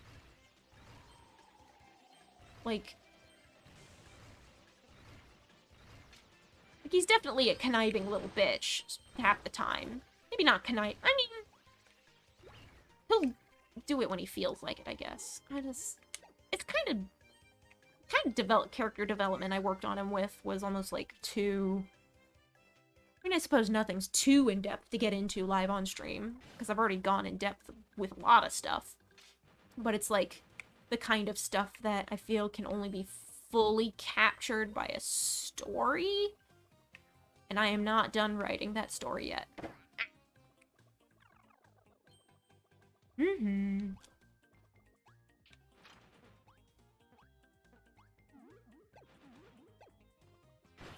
Give me your keys. Oh, he would have opened it to the Scarfies. I see.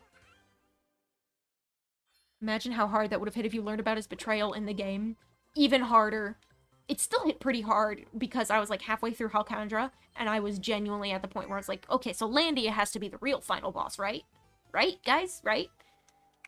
Because I had already thought I'd already gotten the Doomer fake out. The Grand Doomer fake out. But, like, the way he said it, it was just like... And then you read his pause screen descriptions later in his fight with him, and you're like, oh, shit. Something is wrong. I'm gonna turn down this volume a little bit. Oh. Much as I like being in surround sound. There we go.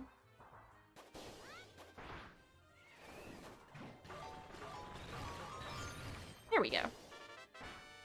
That's what I want.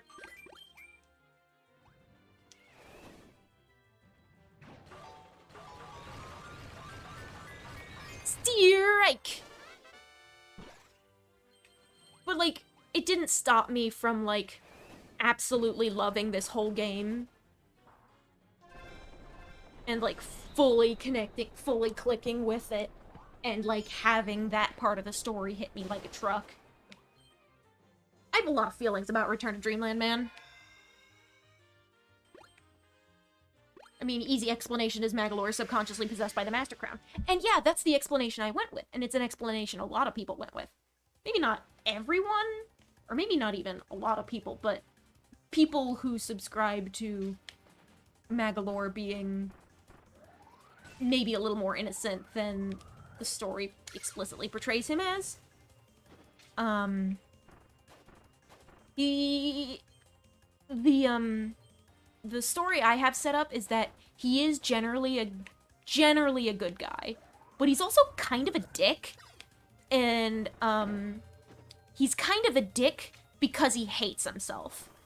Because I project on him and I make all of his problems my problems, and I had a lot of self-loathing issues as a teenager, and also like people-pleasing related stuff and just that kind of thing. But, like, also going with the story of him being kind of a lying bastard, for other reasons, where, I couldn't get those ice creams in time. It wasn't safe. Yes! Does the super special scary, does the dimension, yeah, it does, rubber band. Oh, shit.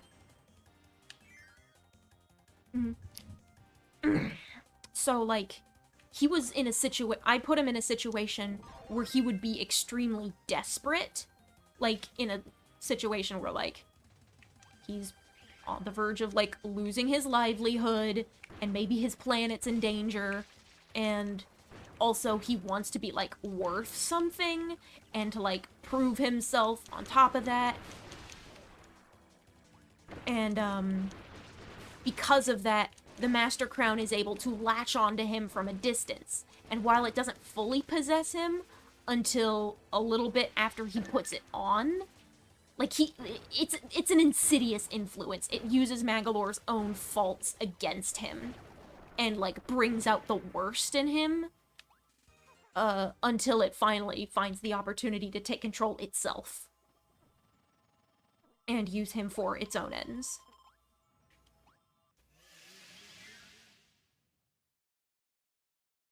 Because my idea was that, like, he did eventually... He wanted to, like, do some, like, magical world-saving stuff. Wanted to look for artifacts to do that, and the Master Crown fits that. Game theory, Magolor is a sociopath. I mean...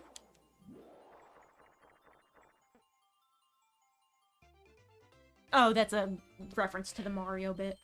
I actually incorporated a small bit, because, like, that theory, as dumb as it was actually back during the time when I actually still liked game theory, and I was like, I don't like Mario as an evil guy, but I can see him being kind of a dick sometimes. And I think Mario is more interesting when he does have some flaws, because all characters are more interesting when they're not super duper perfect. Because I had only ever really, seen him as a Mary Sue up until that point. So, so I re-rationalized some of the evidence that MatPat put forward in that video to say, oh, well, Mario does care about his brother. He does have feelings. He does genuinely want to save, the Mushroom Kingdom and stuff like that. But he's very competitive. He can let his fame get to his head. Just, like, little things like that. And he can sometimes bully Luigi if he's getting a little too competitive one time or another. Character complexity. I don't think MatPat fully, went with the character complexity and that particular thing. I think he was just like, this beloved, heroic character is actually evil. Because he seems to like to do that a lot. Also, this level also has more of some of the best music in the game. I'm glad they left a lot of the tracks mostly unchanged, because Return to Dreamland's music is just incredible. I died.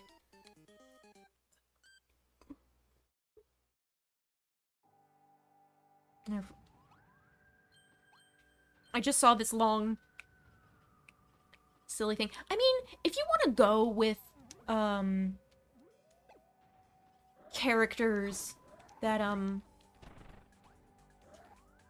like, if you want to go with, like, game theory and, like, general fiction theorizing, and you want to go with the story concept that Magolor is that much of a bitch, and he really did want to take over the world whole cloth for his own ends, and, you could absolutely make the sociopath argument. I have heard some, rumblings here and there that maybe, like, discourse. I hear discourse about shit. We all hear discourse about shit. That sociopathy isn't really, like, I guess not, like, a super fair thing to accuse someone of, and, like, it's not especially fair to, like, get mad at people because they might not feel empathy all that well. Because that can be a feature of other conditions, and it doesn't necessarily mean you'll immediately resort to being a super ultra mega dickwad about everything. It might just mean you have a hard time connecting to other people. Like, it can manifest in other ways. It was like, actually, it was like a clip of, like, a documentary or a TV show, but there was, like, a scientist. I think it might have been a scientist. He might have just, maybe a psychologist of some kind, or maybe a neurologist? Because I think it involved looking at brain scans. But he was studying sociopathy. And, he had found, like, he was, like, looking at the differences in brain structure that, like, tracked with lower empathy and higher competitiveness. I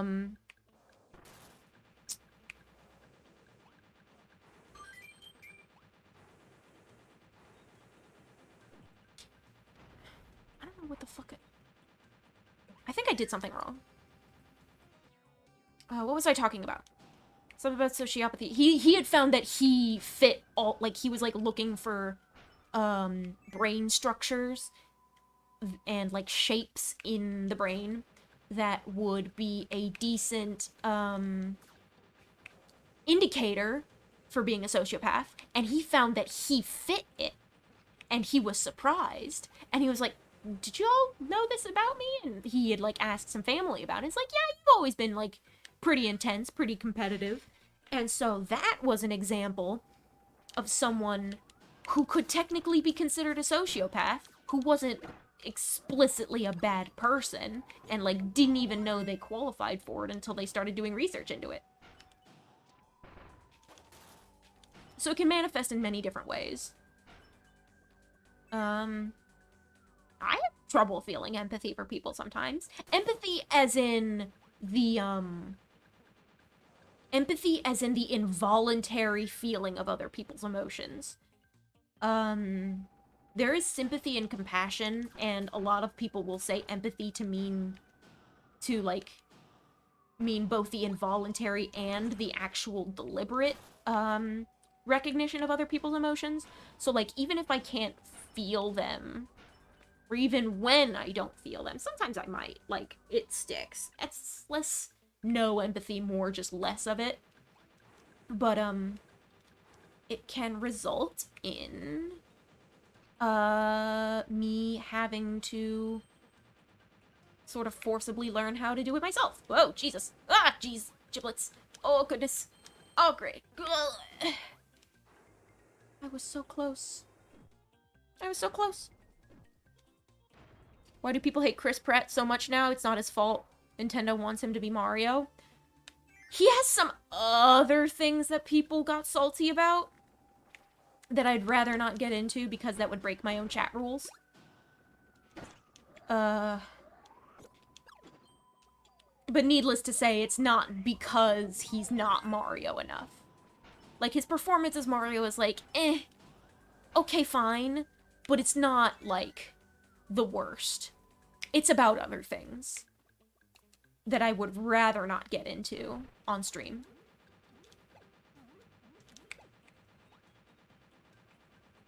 Yeah, the mecha mobility is the one that was fucking with me.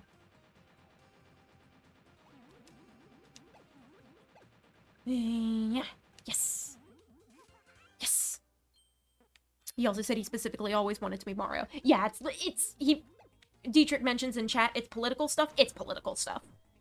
Like, uncomfortably serious political stuff.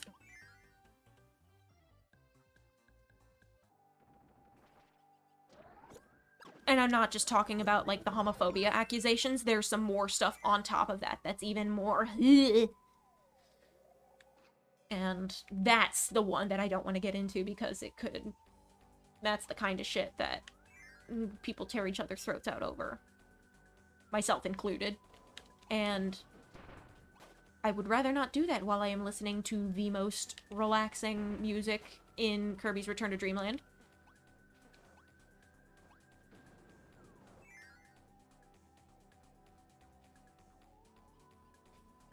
Oh yeah, these fuckers freak out when you have keys. Oh. Motherfucker unlimited. I'm fine. Okay, I'm fine. I'm fine. Mecha should be faster? Yeah, the, flight is... It has the same flight as Jet, which is cool, but Jet has always been, a little bit slow in the air. It has not been the best. And its dash is a little weird, too. Oh, you're a beam enemy! I knew you would give it something. Ice. Ouch! Owie! I want the cake. This shit's easier with regular mobility. Yeah, like, holy shit, look how much faster I am on foot!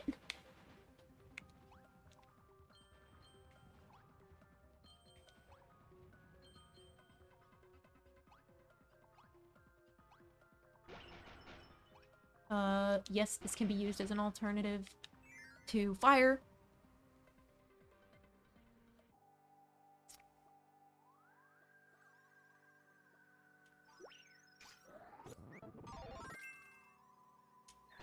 Ah. Whoa! Ice slider puzzle. Yes! Ba-ba-da!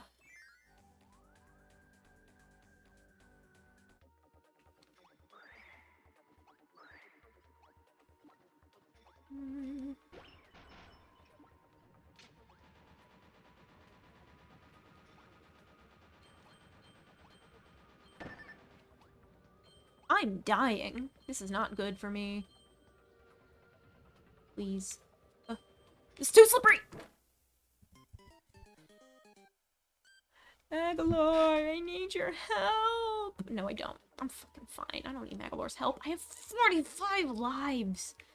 I won't game over for as long as I live.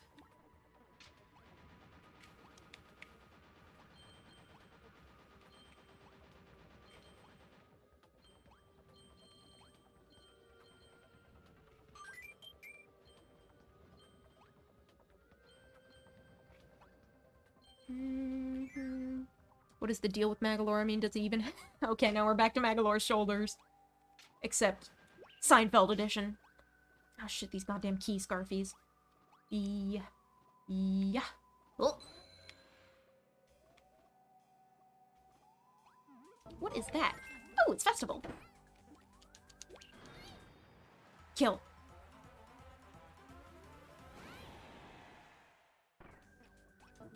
Again. Oh, they drop a bunch of stars when you kill them with festival. That's fun. Yep, and we have all the spheres for this level. Sweet.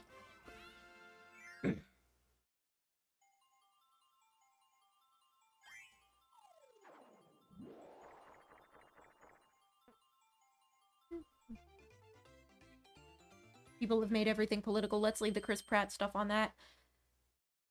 I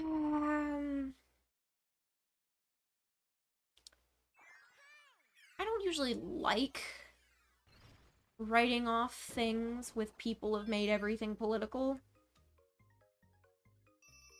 It tends to feel like I hear that a lot when people bring up legitimate concerns and are mad when they're not listened to, and people will like blow them off with that. I just wasted this whole thing. That's fine. I can do ninja.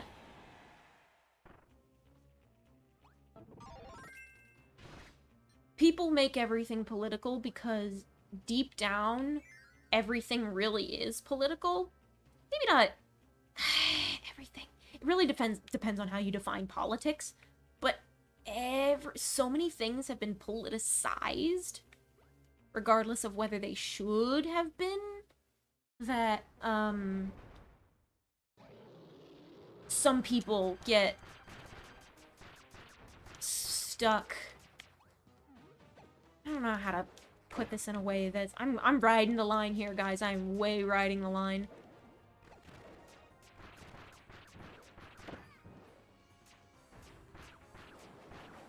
Like, it's one thing to go, like, people make everything too political when, like,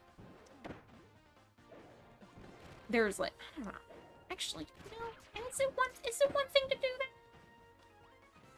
That phrase sets off alarm bells in my head. Generally. Something, the vibes are off.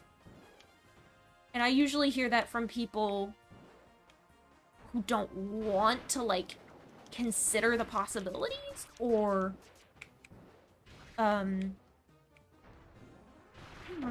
think I'm just gonna stop this train of thought here.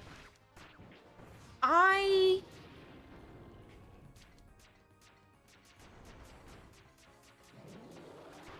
have had experiences in the past where people will get, like, say something is too politicized when it's something that has been politicized from their end of things.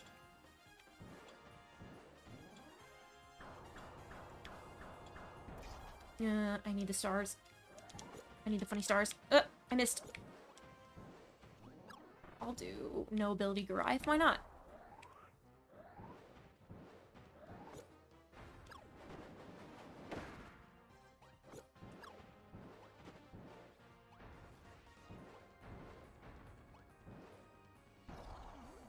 I guess where I'm gonna leave this is,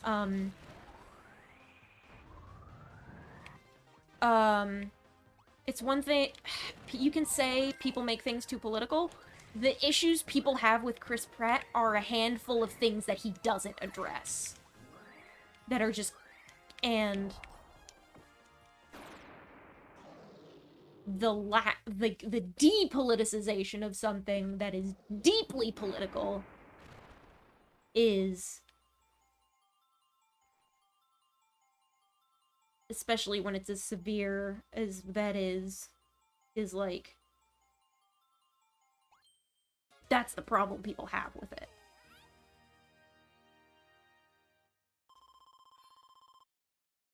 I'm gonna shut up about this, my brain hurts. I know I just can't easily counter that, because I'm gonna just, like, go, well, actually, and then I'm, like, backsliding into a complex stuff. I mean, bring back, I'm like, wait a second. Rip Crash, bring back Crash. Crash was on Forgotten Land. Yeah, it's... I have the no politics rule in the description for chat because, like, I'm prepared in advance in case I get more subscribers. Because once there's enough people in chat and something comes up, people, like, chat will go nonstop, and then it becomes fucking impossible to moderate. And I'm the only one here right now, and y'all... There's not a whole lot of people in chat right now, so that's fine. Oh, excuse me. Chat's fine. But I do expect it to grow. Remember, once the lore is up and running, I'll take you to visit my home. Crashing here on your planet, meeting you. Somehow, despite what an ordeal this has turned into, it's been worth it. Thank you yet again for all your help and for being such a cool dude.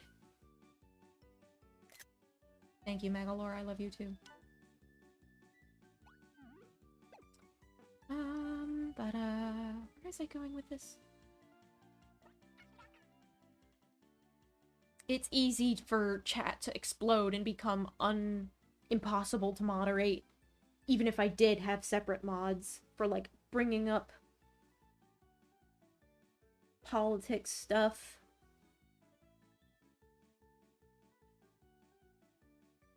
But there is something to be said about people complaining about things being too political are themselves making a political statement.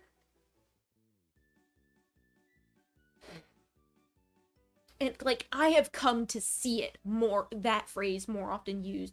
Like, things are being too political. I see that used more as a political argument than anything else. Maybe that's why it is. I'm trying to figure out why I'm uncomfortable with it, and in results I'm realizing this is too political. Is itself a political enough statement to feel like it runs up against my no politics rule in chat? What is that how I feel about it? Runs up, fuck. Hi, Kirby. You know, I've really taken a shine to your planet.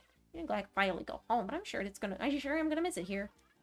Buy a vacation home here. You that rich?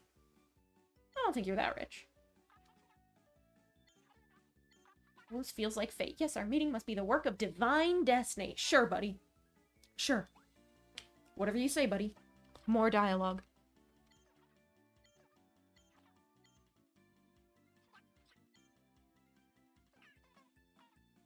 Or an extremely high-tech vehicle, loaded with all the latest technology from our home world. It can cut through dimensions, and it can fight if necessary. It can do almost anything, depending on the will of the pilot. Tell me. I'll take you on a trip. Tell me More information about your boat. Tell me about the boat. Tell me about the boat. Shiny planet. My vacation home. See for my energy spheres. The mast. I should hear me mew. Fate's fate. Divine destiny. I think that might be it for dialogue. Megalore calls me a cool dude. I get serotonin. Zerk's taking more screenshots than they have tabs open. Correct. I like having shit as a shorthand for lore stuff. Ooh. Yeah, I think I'm gonna try to do a couple more levels, and then unfortunately I am going to have to sign off for the night. We're gonna do the first couple levels of Nighty Noon. And... into the sky. Look, see, there's Merry Magoland in the distance. It's not on a far-off planet. It's not in another world. It's fucking right here on Popstar. Please be consistent, Hal. Yo, you can see the sky. You can see the planet. Also, fun fact lore. Popstar is just a regular-ass spherical planet. The star shape is only from space. Do you guys drop abilities? Do you give Wing? I like Wing. They gave Wing a cool redesign this game, too. The wings look wingier. It's nice. Guys? Nope. No abilities. Oh well. If I see a wingy dude, I'll see if I can help. Maybe a winged egger? Do eggers show up in this game? I can't remember if they do. Little owls. They're called winged eggers. I don't know why they're called eggers. They are egg-shaped. And they are birds. I don't need that.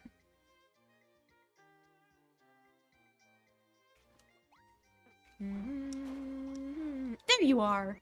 That's the egger I was talking about. See, look at that. The wings look wingier. Speaking of politics, but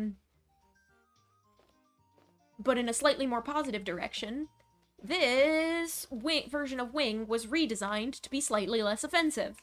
I think. I think it looks slightly less offensive, at least.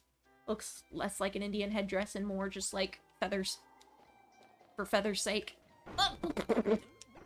And I really like Wing, so that's good news for me. Give it back! I want it back! Where's my thing? Give it back. If it fall into the abyss, I'm going to scream. I'm just gonna take Parasol. I'm gonna take Parasol. The star shape is Popstar's atmosphere. My headcanon is roughly similar to that. It's not Popstar's atmosphere.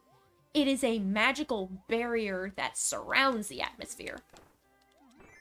So, like, it's like above the exosphere, I think. Maybe not above it, but it's like, it helps keep the climate stable. It's like an alternative to a magnetic field or an ozone layer in case a planet doesn't have one. Because in my headcanon, Popstar is what used to be Mars. And Mars is in an inhospitable dead world because it has no magnetic field. And that means it cannot stop the radiation of the sun from blowing its atmosphere away. The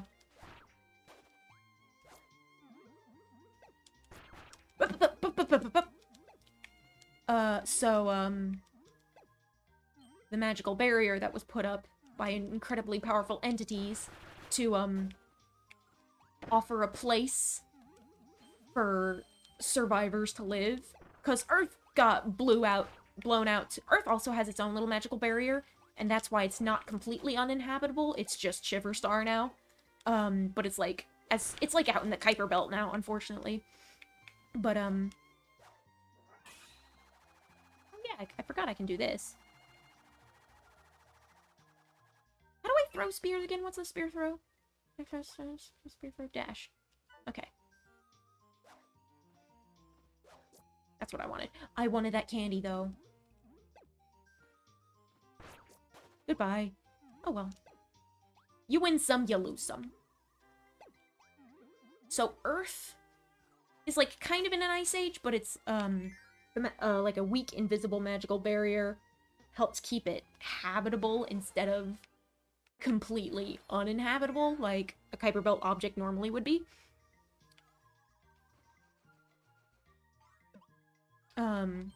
And also helps provide some light that it like helps maximize the minimal sunlight it does get. And the magical barriers also help protect from magical threats from space. You want me to use tornado? I get it. I get it. How do you do this?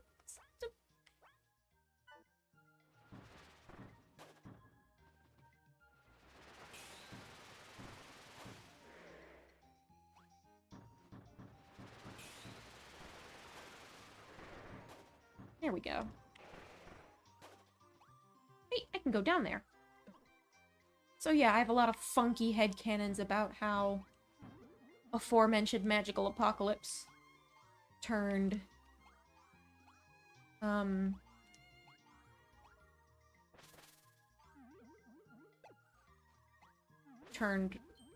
known universe into the Kirbyverse.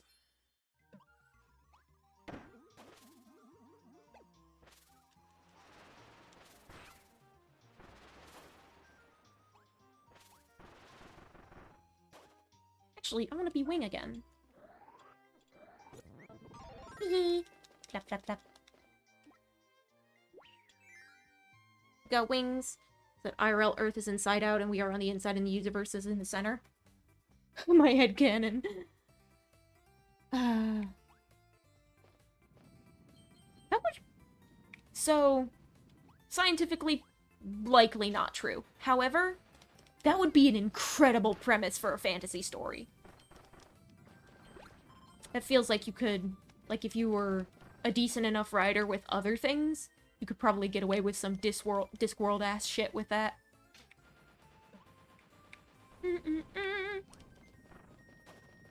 I can just fly above it, because I have wings that destroy everything in my path. Yes, complete. Ooh, 1150. Oh, goodness. Yeah, I think this is gonna have to be the last level I play.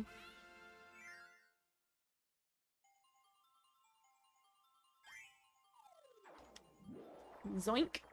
Nope, only up to 3.